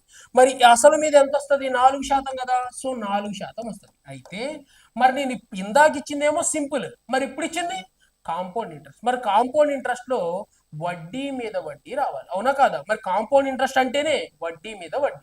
సో ఇక్కడ వడ్డీ మీద వడ్డీ రాలేదు కాబట్టి 4% వచ్చింది. ఇక్కడ ఏమవ్వాలి? నాకు మళ్ళీ వడ్డీ మీద వడ్డీ రావాలి. చూడండి మరి నేను ఇచ్చిందేమో 100, ఆ 100 మీద ఇంట్రెస్ట్ ఇచ్చావు, బాగానే ఉంది. మరి ఈ ఫస్ట్ ఇయర్ లో నాకు ఎంత ఇవ్వాలి? నువ్వు 4 రూపాయలు ఇవ్వాలి. మరి ఆ 4కి కూడా నాకేం కావాలి? వడ్డీ కావాలి. ఓకేనా? వడ్డీ మీద వడ్డీ చెల్లించడమే మనం ఏమంటాము అంటే కాంపౌండ్ ఇంట్రెస్ట్ గా మాట్లాడతాం. చూడండి మరి నాకు రావాల్సిన అమౌంట్ 4%. దాంట్లో నాకు ఇవ్వాల్సిన వడ్డీ ఎంత అంటే 4%. ఓకేనా, శాతం పోగొట్టాలి కాబట్టి బై 100. 4 నాళ్ళు ఎంత అంటే 16/100. 16/100 అంటే 0.16%. అంటే ఈసారి నాకు ఇంట్రెస్ట్ సెకండ్ ఇయర్లో ఇంకెంత వచ్చింది అంటే 0.16% రావడం జరిగింది. ఇది మ్యాటర్. ఓకేనా, మరి ఫస్ట్ లో నేను ఇచ్చిందేమో వీడికి 100%, వీడికి 100% ఇచ్చాను. మరి మొదటి సంవత్సరం వీడిచ్చిన ఇంట్రెస్ట్ 4 వీడిచ్చిన ఇంట్రెస్ట్ 4. మరి రెండో సంవత్సరం సింపుల్ ఇంట్రెస్ట్ కి ఏమో 4% వస్తుంది, మరి వీడికి 4% తో పాటు 0.16% ఎక్స్ట్రా వస్తుంది. ఎందుకని వడ్డీ మీద కూడా నాకేమొచ్చింది, వడ్డీ లభించింది. సో నేను మొత్తం మీద రిటర్న్ చేస్తున్న అమౌంట్ ఎంత అంటే 108.16%. సో ఇప్పుడు నేను ఎంత అమౌంట్ ఎక్స్ట్రాగా తీసుకొచ్చి ఇస్తున్నాను అంటే చూడండి, వీడు 108 ఇస్తున్నాడు, వీడు 108 ఇస్తున్నాడు. మరి వీడికంటే వీడు ఎంత ఎక్స్ట్రా ఇస్తున్నాడు అంటే 0.16% ఎక్స్ట్రా ఇస్తున్నాడు. ఎందుకు అంటే వీడిచ్చిందేమో సింపుల్ ఇంట్రెస్ట్ కి, వీడిచ్చిందేమో కాంపౌండ్ ఇంట్రెస్ట్. సో 0.61 వాల్యూ ఎంత అంట చూడండి, వాడే ఇచ్చాడు 28 రూపాయలు. అయితే వాడికి కావాల్సింది 100% విలువ. సో ఆ 100% విలువ ఎంతో కనుక్కుందాం. ఎందుకంటే ప్రిన్సిపల్ ఎప్పుడు 100%కి ఈక్వల్ కాబట్టి. ఇక్కడ రాస్తా చూడండి 0.16. మరి 0.16 అనేది 28 అయితే మనం ఇచ్చిన ప్రిన్సిపల్ 100 ఉంటుంది కాబట్టి 100% విలువ ఎంత. సో ఇప్పుడు దీన్ని పంపిద్దాం. అప్పుడు చూడండి 28 × 100 డివైడెడ్ బై 16 అని రాస్తున్నా. సో ఇక్కడ 2 నెంబర్స్ తర్వాత పాయింట్ ఉంది కాబట్టి పైన ఒక 2 సున్నాలు పెడదాం. సో పాయింట్కి పాయింట్ కట్ అయిపోతాం. చూడండి దీని పక్కన ఇంకొక 2 సున్నాలు పెట్టేసి ఇప్పుడు దీన్ని కట్ చేద్దాం. చూడండి ఏ టేబుల్లో పోతుంది అంటే చూస్తేనే అర్థమైపోతా ఉంది, 4 టేబుల్లో పోతుంది అని. చూడండి 4 ఎన్ని టైమ్స్, 7 టైమ్స్. నెక్స్ట్ 4 దీంట్లో ఎన్ని టైమ్స్ పోతుంది, 4 4 16. నెక్స్ట్ మళ్ళీ 4తో కట్ చేద్దాం. 400లో ఎన్ని టైమ్స్, 25 నాళ్ళు 100, దాని పక్కన ఒక 2 సున్నాలు. 25 ఏళ్ళు ఎంత, 175. 175 అండ్ దాని పక్కన ఒక 2 zeros. సో మనం వాడికి ఇచ్చిన అమౌంట్ ఎంత అంటే చూడండి 17,500 రూపీస్. ప్రిన్సిపల్ అమౌంట్ ఎక్కడుంది సార్, 17,500 అంటే ఎక్కడుందండి, ఆప్షన్ డిలో ఉంది కాబట్టి డీని ఆన్సర్గా చూస్ చేసుకోవాలి. ఇది ఏంటి అంటే పర్సంటేజ్లో. మరి ఇలా చేస్తే మనకి ఏమవుతుంది సార్ అంటే టైం అంతా వేస్ట్ అవుతుంది. మరి ఇలా టైం వేస్ట్ కాకుండా మన దగ్గర ఒక చిన్న షార్ట్ కట్ ఉంది. చూడండి ఎప్పుడైనా సరే వాళ్ళ మధ్య డిఫరెన్స్, మరి డిఫరెన్స్ ఇచ్చినప్పుడు ఫార్ములా ఏంటి అంటే PR² డివైడెడ్ బై 100². సో ఇదేంటి అంటే షార్ట్ కట్గా మనం మాట్లాడుకుంటాం. ఓకేనా, మరి డిఫరెన్స్ ఇచ్చి డిఫరెన్స్ కనుక్కోమన్నప్పుడు PR²/100 అనే ఫార్ములాని యూజ్ చేస్తాం. మరి డిఫరెన్స్ ఎంతో తెలుసా, వాడే ఇస్తున్నాడు డిఫరెన్స్, మనం కనుక్కోవాల్సిన అవసరం లేదు. డిఫరెన్స్ ఎంత అంట 28 రూపీస్. ప్రిన్సిపల్ ఎంతో తెలుసా, తెలియదు, అదే కనుక్కుందాం. మరి రేట్ ఆఫ్ ఇంట్రెస్ట్ తెలుసా, తెలుసు, వాడే చెప్తున్నాడు 4%. So 4 × 4 divided by next 100². మరి 100² అంటే 100 × 100. ఓకేనా, ఇప్పుడు క్యాన్సిల్ చేద్దాం. చూడండి ఎంత ఈజీగా ఆన్సర్ వచ్చిందో చూద్దాం. 4 ones 4 ఎన్ని టైమ్స్, 7 టైమ్స్. నెక్స్ట్ 4 ones 4 ఎన్ని టైమ్స్, 25 టైమ్స్. 25 sevens 175. సో 175 ఇక్కడ రాద్దాం, 175.